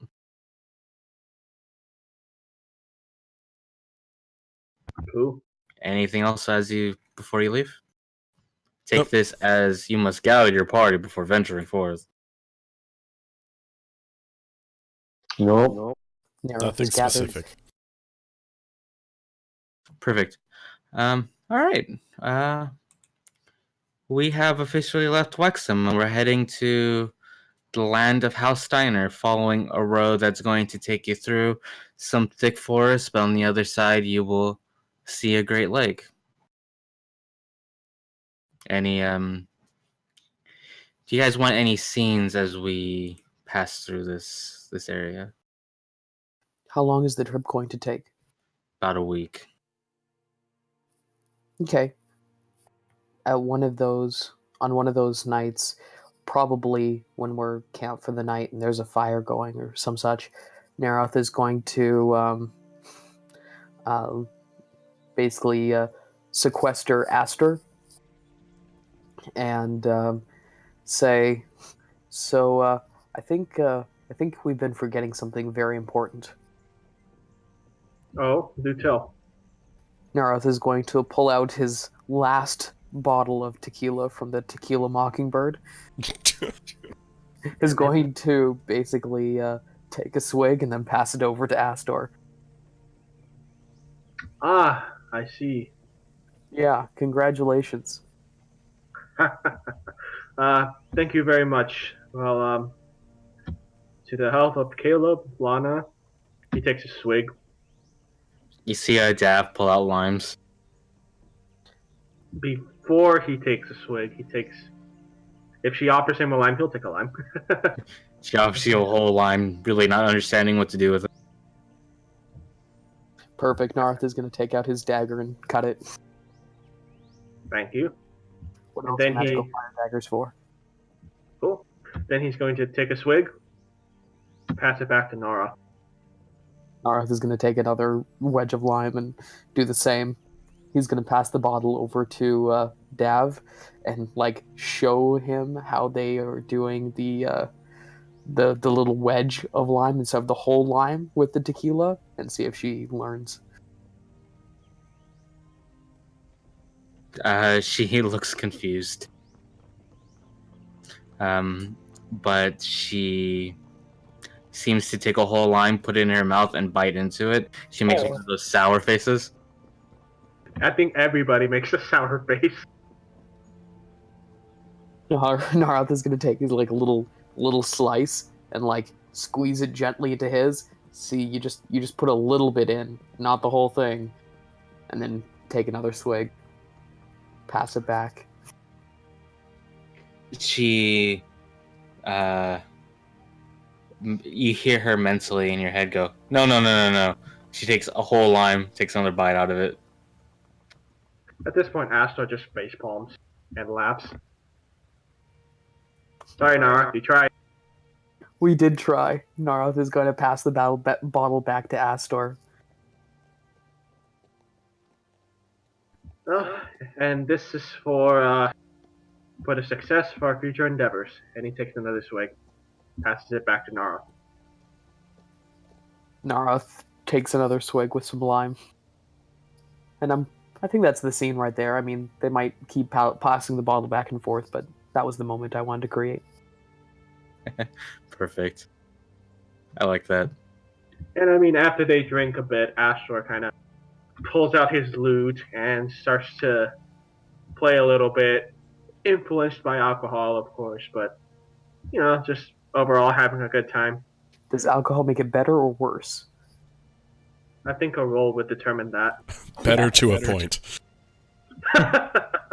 I think it makes the easy stuff better and the harder stuff worse. That makes sense. He probably plays easy stuff, because I'm sure it's not the first time he's tried doing this. Cool. Any other scenes before we hit the lake? Not from me, Nope. I don't think. Nope. Bryn would probably pull Astor aside at some point in time. Sure. So, Hmm? I've heard a lot about you, Astor.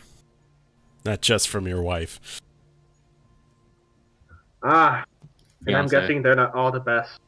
Fiance. And I'm guessing they're not all the best type of things to hear, but go on. It was a, what's the word? A frustrated respect.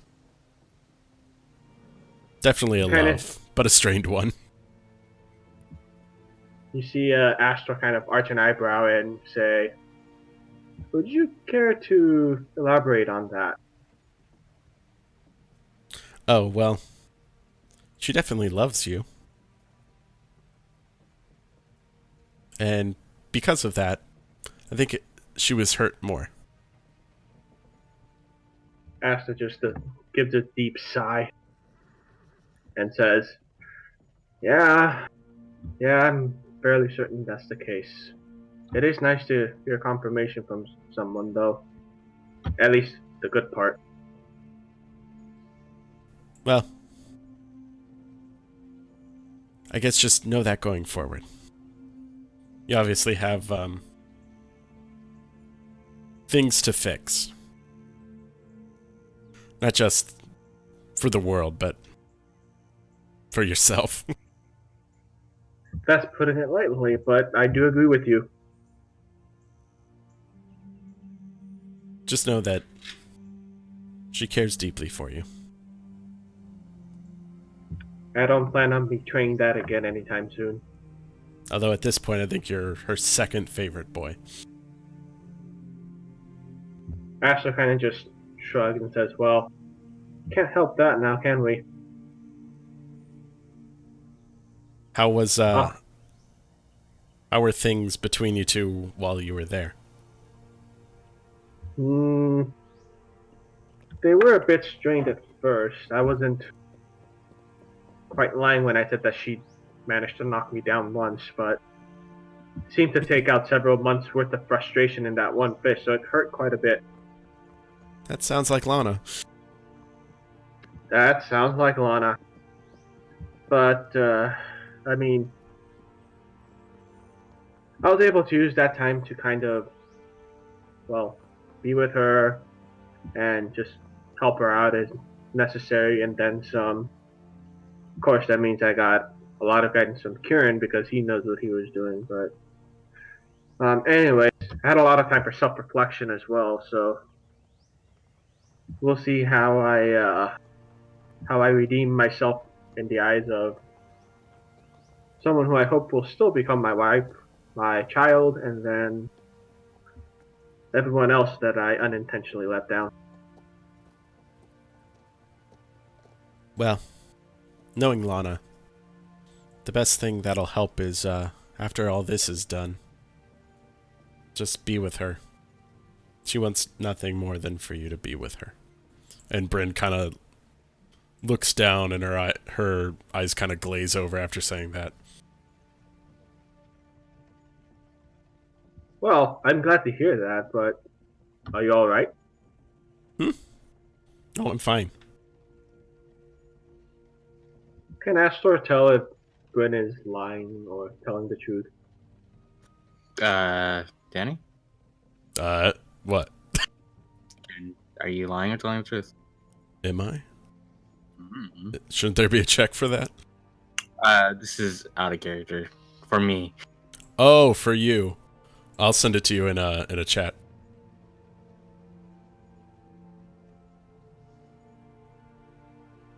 Dun dun dun. Secrets. Indeed.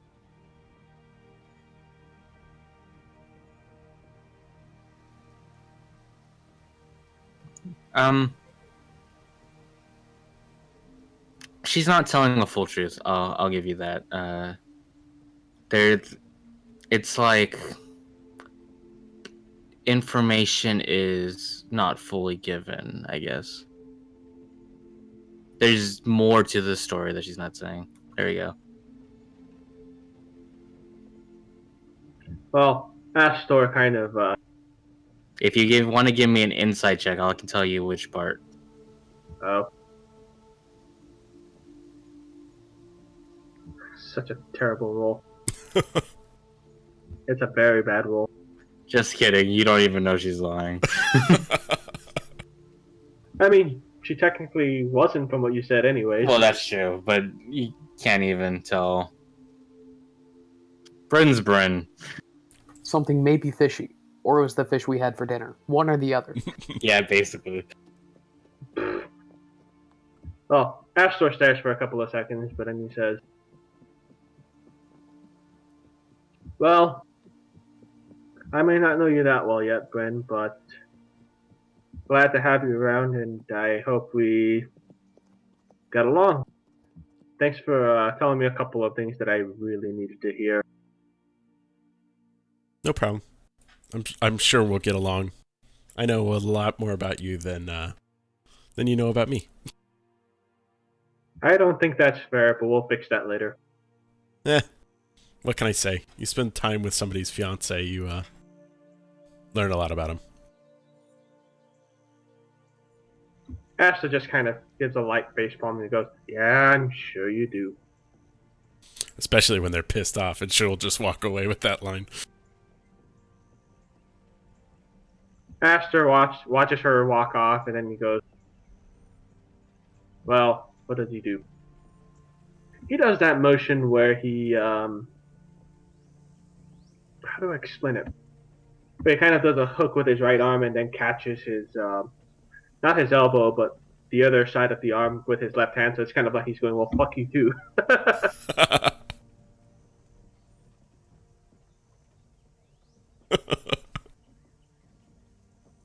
All right. Anything else? Nope. Yeah. Perfect. So we're gonna take a couple of days. So you travel through scenery. Some of it is forest, some of it's plains. A lot of it seems to be occupied by farmlands. A lot of the farmers are going into town as you exit it. A lot of them are very confused by your presence, but none of them seem to take the time to ask specific questions. You travel along for about 4 days until you hit very, very thick forest. But there seems to be a trail that has been pushed aside through maybe a combination of deforestation and natural trails, to where about a cart can fit in. You're thinking like a 10-foot cart, 10 feet by 10 feet cart can go through. And you guys take this path for a little bit, heading into the forest. As you head into the forest, the something is a little weird. It's like the smell of the air is slightly different in this forest. The you feel different in this forest, even compared to some of the forests you have felt in Excelsior. Would anyone like to do anything about this? Yes, I'd like to do a nature check if possible to see if I can sense any sort of thing present. Sure.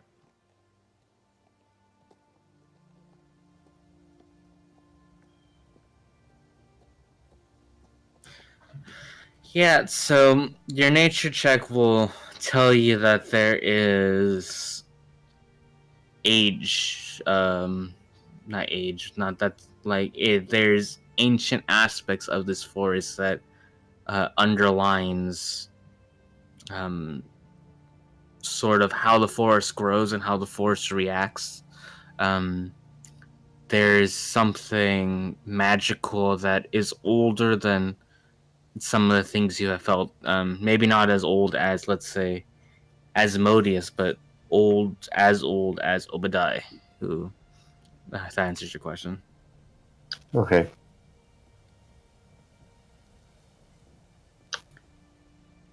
That would be all that I would do. Cool. Anything else?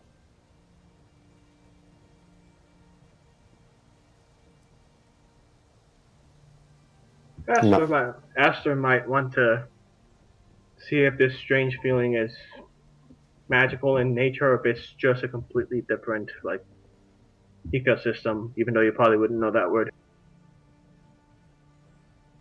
Okay. Arcana, I guess. Sure.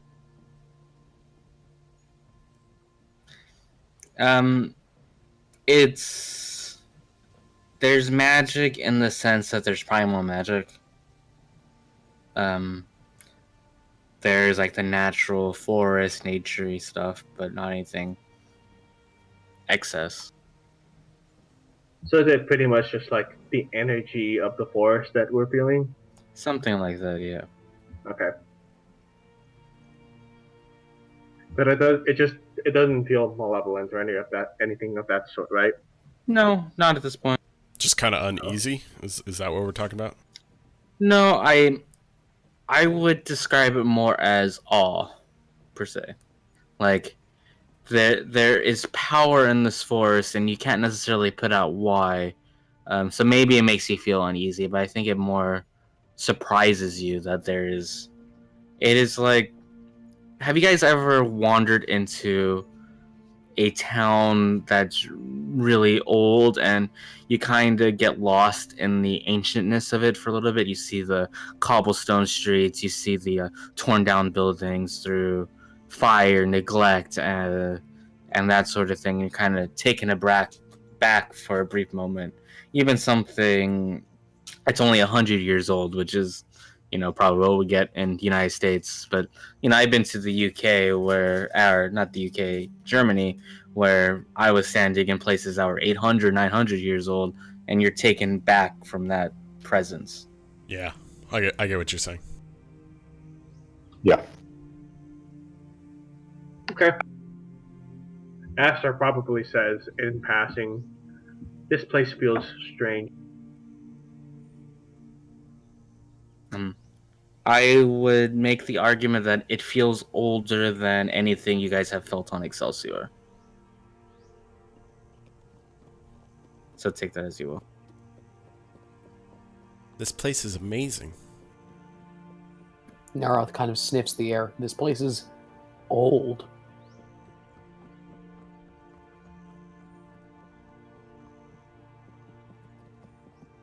Zarrius, what do you make of it? I feel like it almost reminds me of Obad-hai.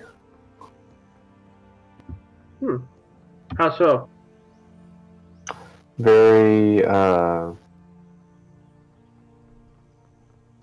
it's very old, as well as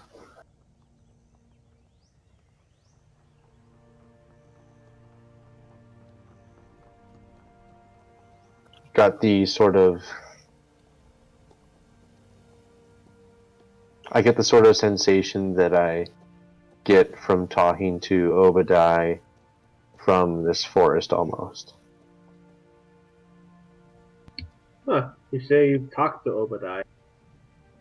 Have you ever seen Obad-hai? Yes, I have seen Obad-hai. Oh, what does he look like? He's a massive tree that talks to me and talks to many others as well, and is very wise with everything he does. Interesting. So, do you think I'm going to come across a talking tree here? I don't think so. Okay. It's not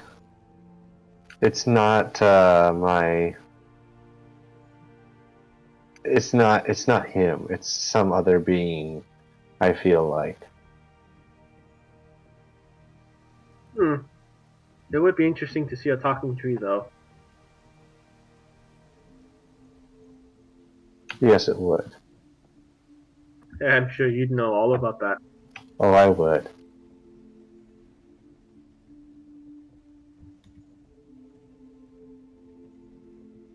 All right. It's gonna take you about a day to get through the forest. You're in a rather as old as this feels. You guys are well aware that this is not the thickest part of the forest. So it only takes you about 8 hours to get through it. So if you entered the forest in the morning, which we say you we will say you did, you'll reach the other side by the end of the night. And as soon as you enter out, you see the lake. It's a beautiful, vast thing. You won't be able to reach the lake tonight, but you can be able to reach it the next day, unless you choose to walk through the night. But you are sort of taken back by the sheer size of it. The Excelsior does not have a lot of inland lakes or rivers or that sort of thing. It depends a lot on mountain water from the Hellfire Mountains. Beyond that, water is generally obtained through underwater sources and magic, basically taking away the salt from the water, as well as rainwater and that sort of thing. This lake itself is probably the biggest water source you have seen, with the exception of the ocean. And it's vast, and even though you are significantly far away from it, about 20 miles or so, you can see the vastness already, and you can see the edge of it, and you're just taken aback.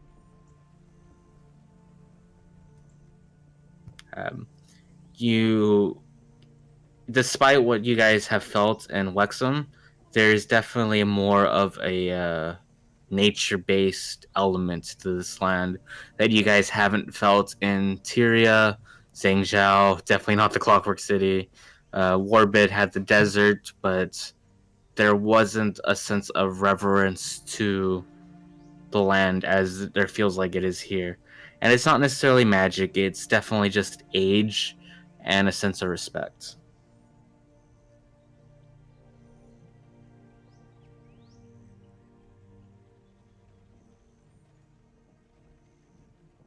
Astor says, I feel like I could write a song about this place.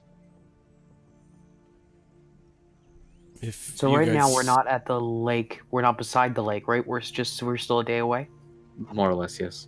Okay, cool. So how would you guys like to handle this? Would you guys like to head directly to the lake, or do you want to take a path to Vienna, which would probably take you close to the lake in hindsight? But is there a path that goes directly to the lake? Yes, you'll be able to take one. It's been marked on your map from Yvette. If you guys don't mind, I don't mind. Like to spend. Thanks. I kind of like to spend the night with this view and close to these woods. Agreed. And I'd like to see that lake a little closer tomorrow. I have no qualms about that. Neither do I. Okay. You guys rest for the night. You look out onto the lake as the moon sets, and you guys get a wonderful night's sleep in between this lake that has immense power, and behind you being the forest that has this sense of ancientness. You guys feel even more rejuvenated than you normally would, sleeping on, the floor of the grass or something like that. And you wake up and you head out.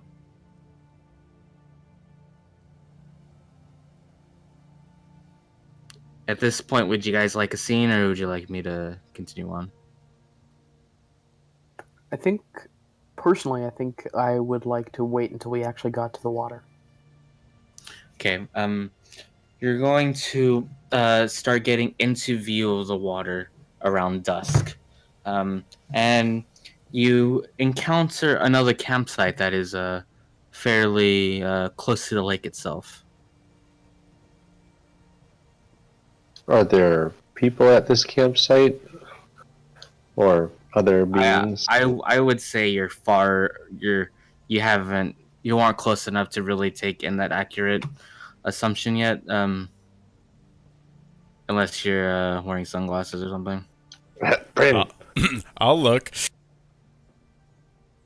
Yeah, so you do notice that there are 3 figures there, with your eyes of the eagle, glasses, visor, sunglasses.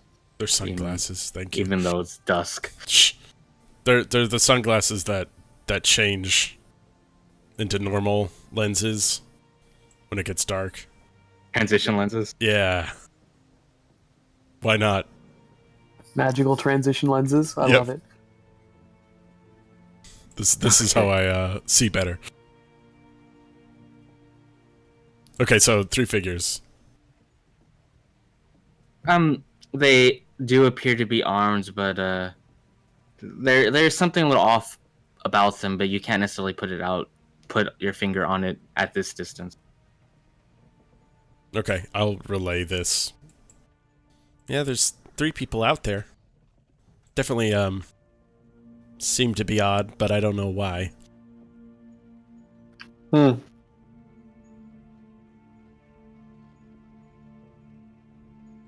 Well, if there's only 3 of them, maybe we can see if we can approach them peacefully? Yeah, we could take them. Approach them No. Astor just laughs and he starts to walk in the direction of the people. Bryn will start to skip down. That is I'll not walk down a after him. peaceful... You approach and you see 3 figures at the camp.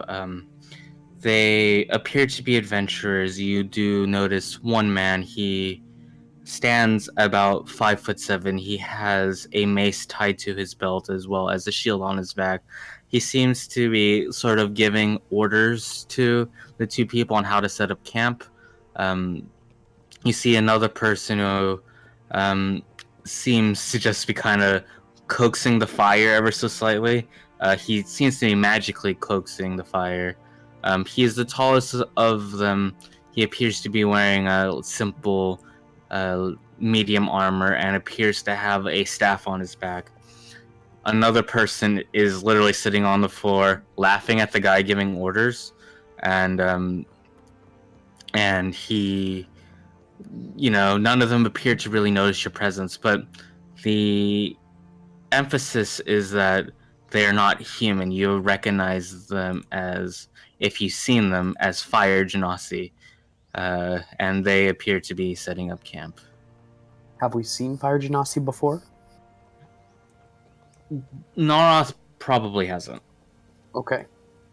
You did were introduced to Air Genasi ever so slightly on Yvette's ship. Some of them were Air Genasi, but Genasi and Phillip was part Earth Genasi, though he never really revealed that in character. But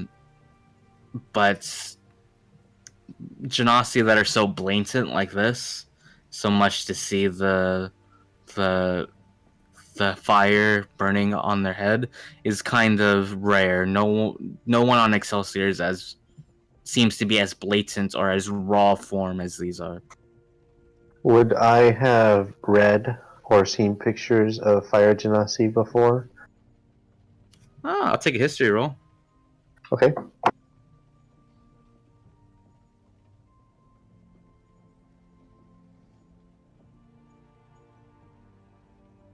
Darn it.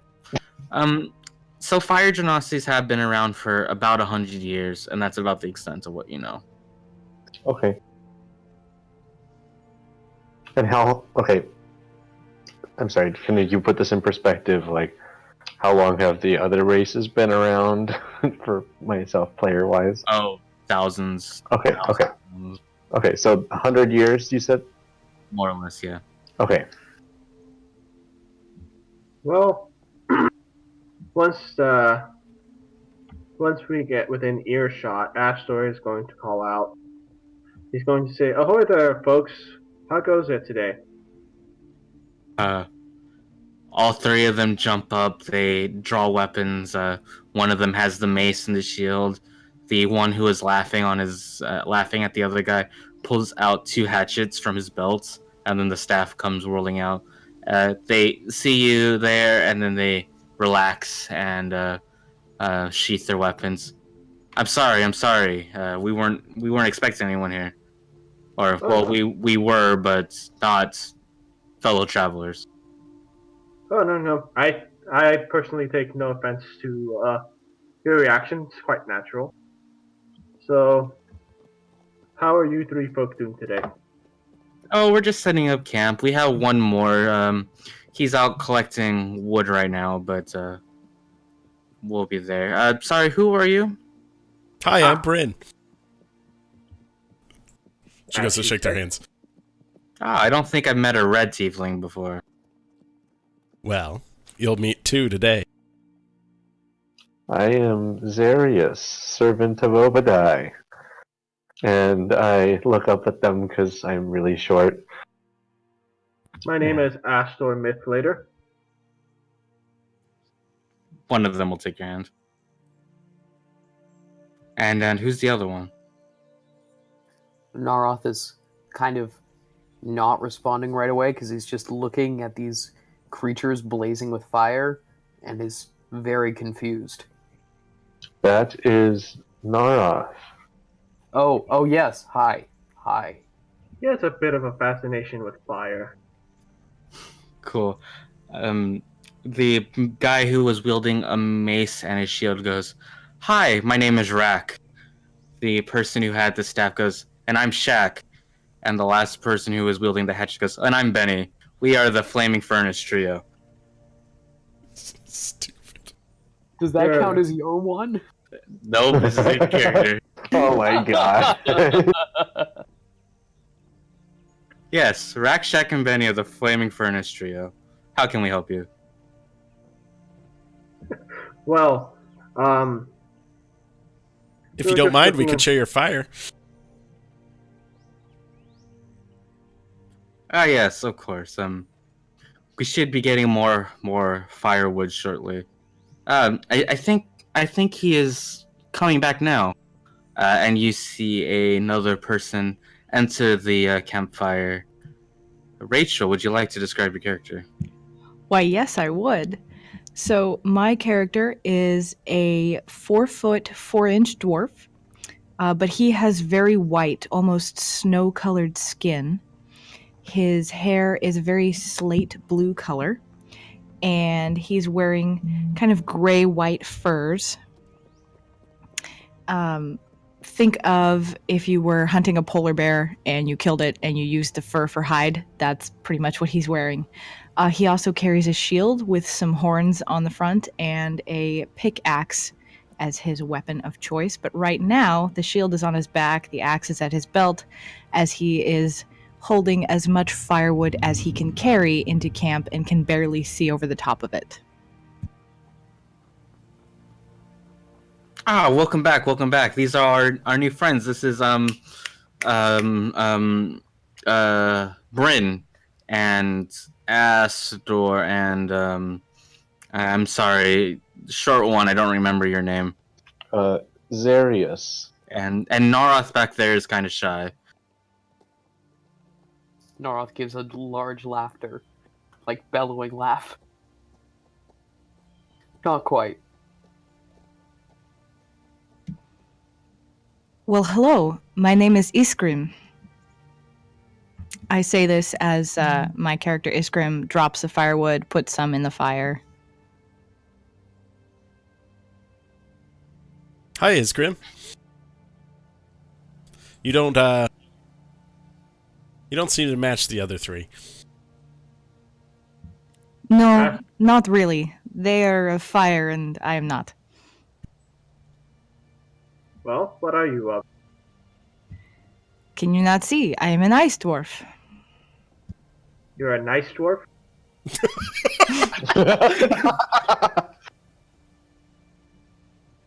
He's not a nice dwarf. He is grim. Yes. There we go. Oh, my apologies. Yes, it is nice to meet you. A pleasure, I'm sure. What brings you to these parts?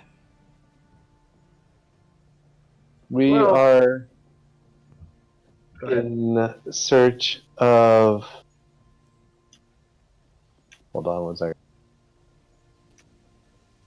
We are We are in search of House Steiner. We heard that it was nearby this lake, and we were seeing how beautiful this lake is. We were wanting to come closer to view it a little bit closer. Oh yes, you can view the capital from just another couple days walk here, but there's a lot going on right now. You may not be able to get an audience with anyone for a couple more days. Oh, why is that? Yeah, they're around this time. We celebrate a holiday of sorts, and this really is this is a time of reverence for these people. These people, are you not one of them? Yes, we're actually headed to House Steiner right now. Well, shall we travel together? Oh, tomorrow maybe. Tonight we fish. Fish. Ooh. I like that. What do you guys think? Do you want to stick around for a day, help them fish? Kind of, take it a little easy before we go about our business? It's only fair. We share the fire. Yeah. We work for it. Agreed. What do you guys think? And Astor turns back towards the trio plus one. Oh, we're more than welcome to have people at our fire, but we warn you, we're here. Why are we here? Crap. Yes, we're here dealing with some bandits in the area, so if we encounter them on our way back, we may have to... Well, we're trying to earn our paycheck, per se. That is perfectly fine. We are more than happy to assist in anything you might come up with, considering you are willing to share these things with us. Of course. But why do you need to go to Vienna to see House Steiner? Go ahead with that, Astor.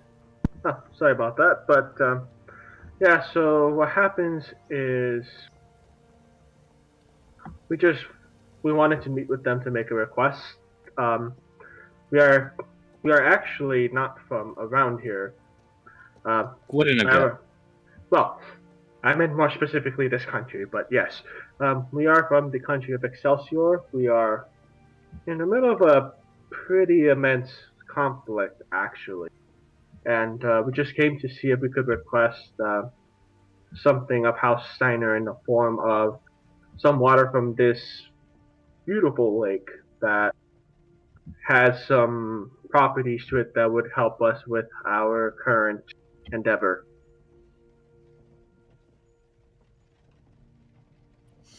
Well, yeah, the water here is very special, but I don't know if you will be able to make that kind of request until after this festival. How long would you say this festival lasts? It's just a day, but there's a lot of preparation that goes into it. We call it the Festival of Returning Lights. And what exactly is this festival about, if I may ask? I'm quite fascinated by the possible story you have. Yes, of course. Well, the idea is that the light of the people who have passed returns to us for the night. We set up candles on the lake and it flows towards the middle, and in those moments we see our loved ones. Rakshak and I have both lost parents that we take this evening to see again. My condolences, but that sounds like quite a lovely festival, actually. It really is quite beautiful to see the candles on the lake. Are visitors allowed to observe such said festival? Of course, you may even participate. Oh.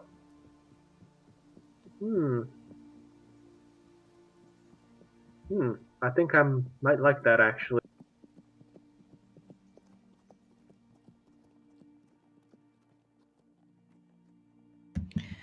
So while everyone is talking, what you might actually notice is Iskrim has been very nervous watching everyone until everyone volunteered to, say, help catch dinner.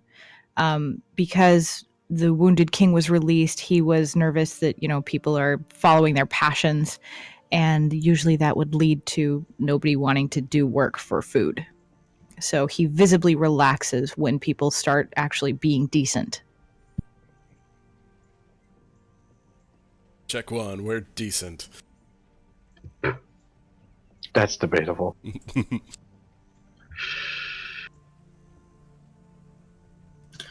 Perfect. Yeah, so this is the festival, but we take this respect for our ancestors quite seriously. If you are looking for help, I would recommend it to wait. And it's only a couple days, so As much as I'd love to get everything taken care of, I do understand that everything has its due process. So I personally don't mind that. yeah. I would like to be able to respect the people from whom I'm going to be asking a favor. Of course, let's get a couple lines out into the lake, and we can talk more about this. I'm excited. Let's do it. So, is there anybody you want to talk to? You want to respect? Come back to the earth from the heavens, per se?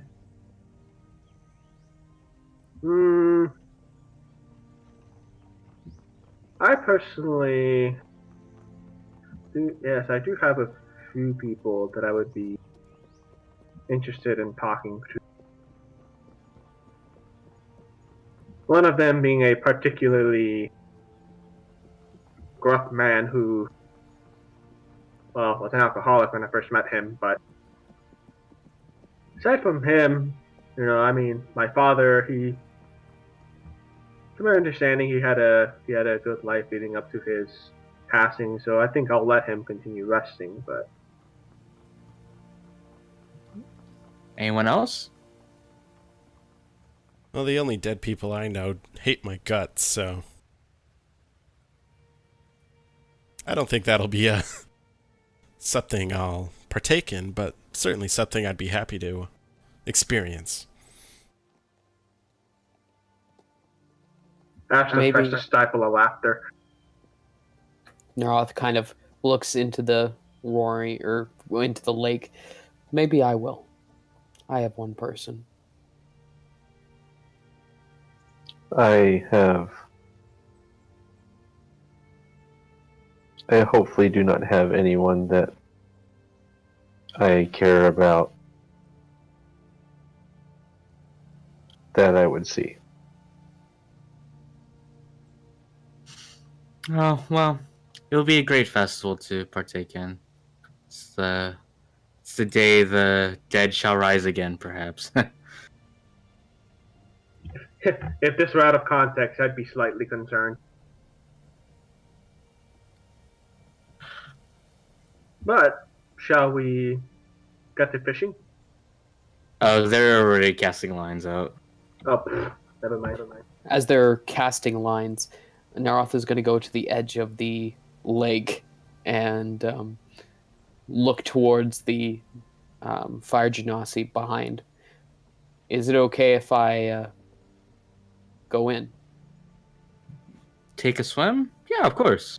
I mean, in the end, it's just a lake. It's not rules. I mean, there are no special rules against it. Narroth shrugs. You'd be surprised how many places have special rules you don't know about. This is a place of reverence. It's for everyone. As long as you're not trying to get rid of the lake, I don't think you'll have a problem. Narroth is going to smile wide, and as he treads into the lake, Narroth is going to cast an Alter Self spell for an aquatic form, and you're going to see his scales go a tad lighter, almost akin to fish scales, and his tail is actually going to merge with his back legs, so he swims almost as an eel would swim. And he's going to dive deep into the waters. Benny, the guy with the hatchets, laughs, like obnoxiously, while Rack, who is the quote-unquote guy in charge, is like, "You're getting caught in the lines. Don't get caught in the lines." Which I'm assuming just goes off your scales without any problems. And at this point, Narroth would probably be underwater anyway, so he wouldn't even hear this. Astor just says, you'll be fine. He's too weird to get caught by that. And at this point, Narroth is probably just going to be having a lot of fun in the water because he's never been around a body of water this big that hasn't been an ocean and, dangerous. So Narroth is going to make it a point to swim to the other side of the lake. No, that's not going to happen. Oh, well, a ways into the lake and try to scare fish towards the fishing lines. That could happen. The lake's pretty huge. It would take you the whole night to swim to the other side. Okay. Well then, a fair distance and then, rush fish into their nets or lines. Yeah. So this feeling of reverence that you got from this the forest is kind of repeated here. This is definitely a place of power, not like magical power, but the same sort of feeling of age and ancientness, and you get the feeling of reverence and respect and natural power. Right. How does this lake look from the inside? It's surprisingly clear. It's as you go further, it gets deeper, and you sort of see the fish life is rather abundant. The anyone who's actually fishing is actually catching a lot of fish. And for any of you guys who have fished before, it's a lot more often. When I go fishing, I catch like one fish, maybe. They're catching maybe, 3 or 4 fish every hour or something like that, for the party. So you guys are well fed after an hour. Yeah, no kidding.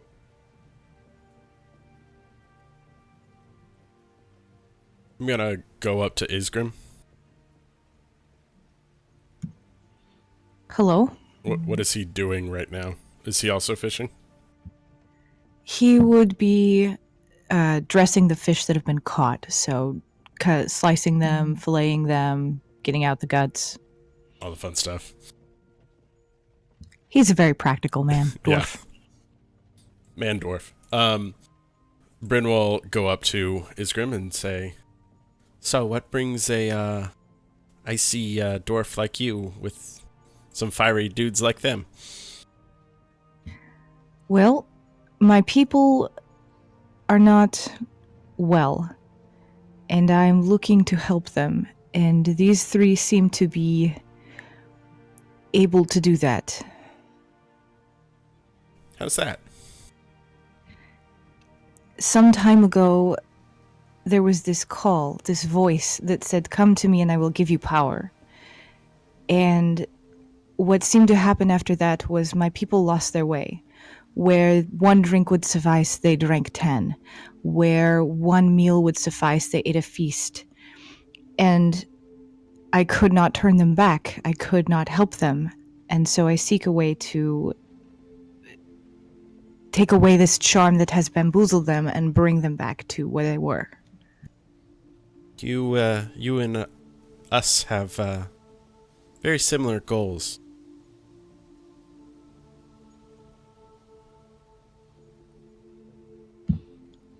Oh, and what was yours? Well, same thing. You mean it has affected your people as well? Even greater than your people, probably. The source of all that is from our continent. That indeed is terrible news. It is worse than I thought. Yeah, it's gotten pretty bad over there. We're doing what we can to find some solutions.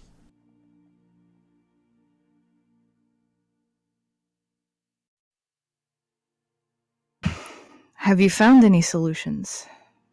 No. We found some friends. That is a start. That is what I have found. If only my people were as they were, we could all come to your aid and fight. Well, I suggest you talk to the little guy over there, and she points to Zarrius. He may be able to help you with that.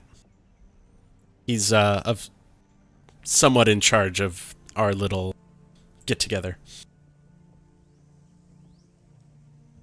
That is very interesting. What makes him so valuable? He's got a steady way about him. He has direction, where some of us don't. That indeed is a good quality. Many people have lost their direction in these times. But I can assure you this. Most of us are going to, we'll do our best to help you out. Seems our goals align for the smallest of windows. Indeed. It was my original plan after this festival to go to House Collins and seek their aid. Ooh. You might not want to do that. And why is that? House Collins isn't, well, it isn't around anymore. We just came from Wexham. They are all dead. No. Just a change of the guard, I guess you would say. But the so people... you think they... Oh, go for ahead. it. All right. But the people there are, they're doing their best to make things better. And, well, we have a bit of a relationship with them now. You see Iskrim take this in. He opens his mouth as if he's going to say more, and then he just stops and strokes his beard for a minute, and then realizes that he got fish guts on his beard and washes his hands in his beard.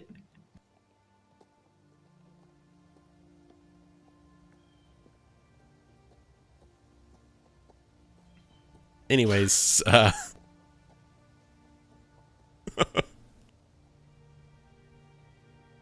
just talk to Zarrius. He'll get you caught up better than I can.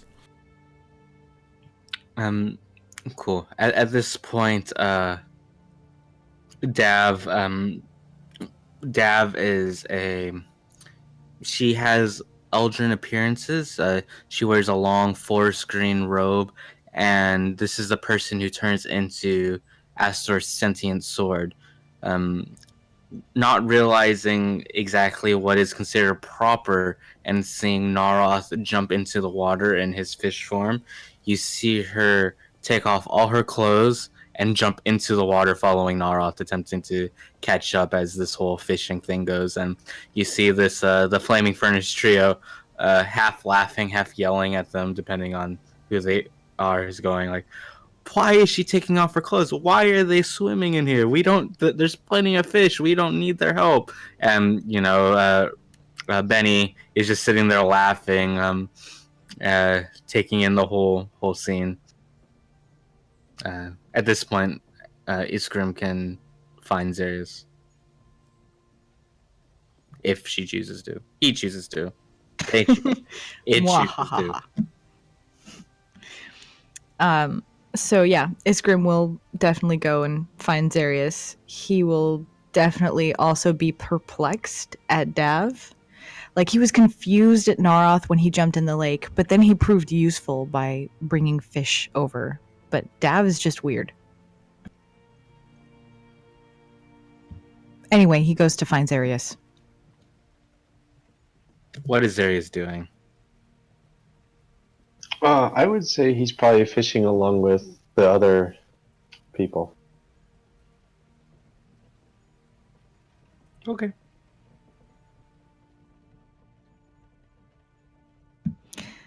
I am told you are the leader here. Well, yes, for this part, yes, I am the leader. For this part. Yes, Astor was our leader a little while back, and then he had to go take care of some business, and so I kind of took over command, and am currently still in command for the time being. But you say the one Astor is your leader, but he is here. Why then are you still leading? I have... I kind of whisper this part. Better knowledge of these whereabouts than he might. And so I understand these things just a tad better, and so I was put in charge so as to make better decisions for our group. Interesting. Where I am from, we do not switch leaders so much as we take advisors of people who know things. But that aside, your relative mentioned that House Collins was not a place to go? Relative? The one who looks like you. Is she your sister? Oh, no. She's a fellow companion. We are not related at all. Aside, thank God.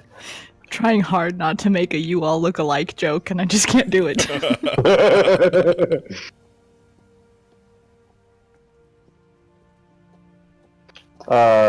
House Collins, we just came from House Collins. There has been some issues with their leader, and there is a new government being set up currently because their leader has been overthrown.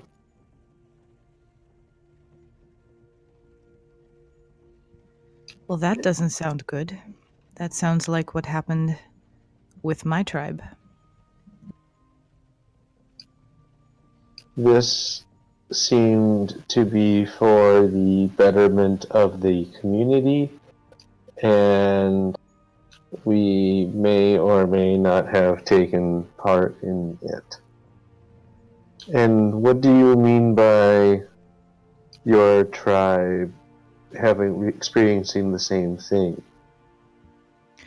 Well, you said that this overthrow of the leader of House Collins was a good thing. I will say, in my place, there is a man who is not good, and he has manipulated the people to follow him, and has taken over from those who would be strong-willed enough to maintain their leadership. He has now a force large enough to kick them out. That is quite unfortunate. We may be able to assist in this, if that's what you are seeking. That was originally why I was headed to House Collins, but if they are in no position to help, then it would make no sense to go to them. That is correct. We have just come from there.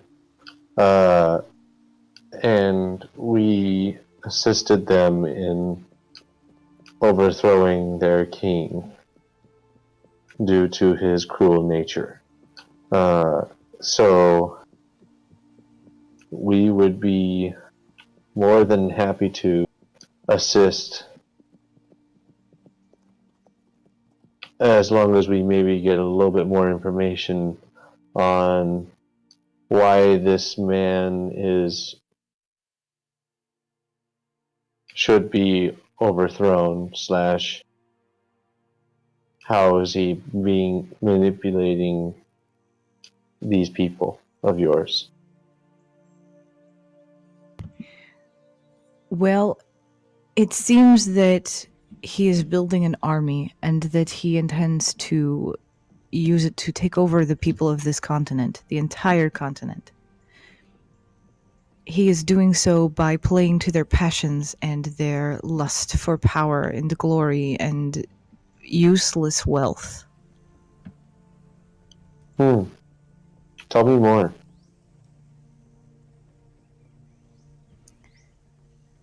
One second. Sorry. Check the notes.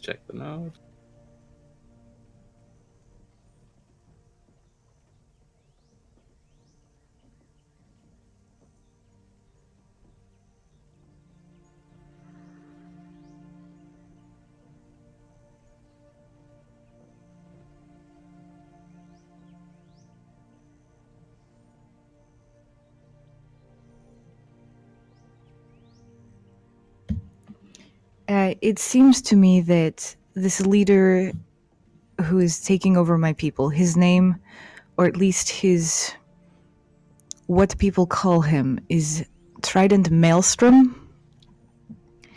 And he's very persuasive. He seems to almost have a religious following from the people once he is able to speak with them. So he is very eloquent with his words. Yes. I see. And once he speaks to certain people, he almost controls them?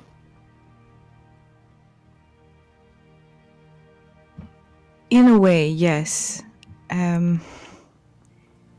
It is like a religious fervor, as if he is some sort of almost religious warrior that is able to gain the passions of the people so that they would fight for him. And his intent, from what I can tell, is to take over the tiefling and the genasi of this continent. Well, I think I have a good idea what has happened to this Trident Maelstrom. He is most likely being affected by the Wounded King. I don't know if you've heard, but there has been a god that has escaped imprisonment by the other gods and is wreaking havoc on our home continent of Excelsior. He can control minds of the people that he has influenced. We are here on a mission to try and gain the aid of certain kingdoms in this area, or this continent, so as we might be able to fight the Wounded King to the best of our ability. Now, I think your leader is being affected by this man, We are currently on our way to try and get this alchemical ingredient that could cure the effects that the wounded king gives. And so if we receive this cure, this alchemical cure, we would like to take it back to our home continent, but I think you could probably also use it for your people. Tieflings and I'm pretty sure Genasi out of character are not affected by the psychic abilities of the wounded king. And so it would be rather difficult for him to use his words to sway the Tieflings and the Genasi. But if he has a large enough army, he may be able to overrun those people, which would be dreadful. That would then explain why he is using my people. The dwarves are strong. They are sturdy. We live in the tundra. It is very cold. We have to be a very hardy race. And we could easily, if amassed as one, defeat a lesser race or a lesser prepared people.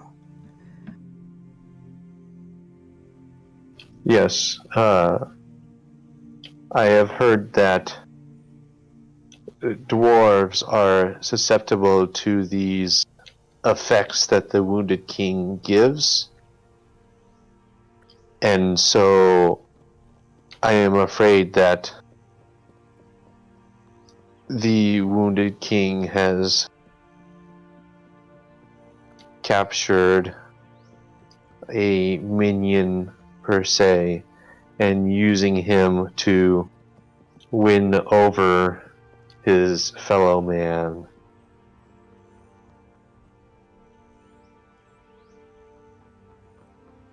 I think it will be crucial for us to try and stop this trident maelstrom. I think the best way that we might be able to do this is with this alchemical cure.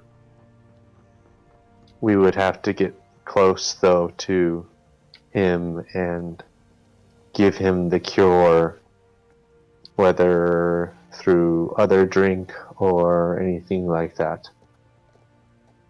I believe it's a liquid alchemical ingredient. That is the most hope that I have had in a long time. I tried going to the other tribes of my people only to find that they were already under this Trident Maelstrom's grasp. And so I left trying to find help. And this seems a ray of hope. Well, if you would be willing to assist us in acquiring said cure from House Steiner,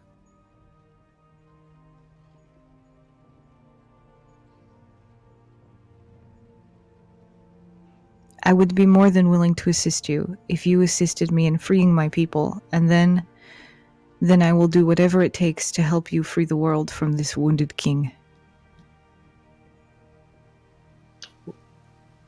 hold on one second.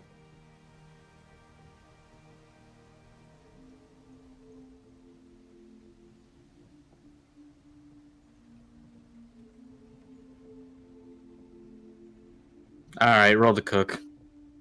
Dang it, what do I need to roll? What do I roll? You have proficiency in your cooking utensils? Nope. Roll a d20. Just so you know, I'm only touching one fish. It's fine, you got plenty of fish. Huh.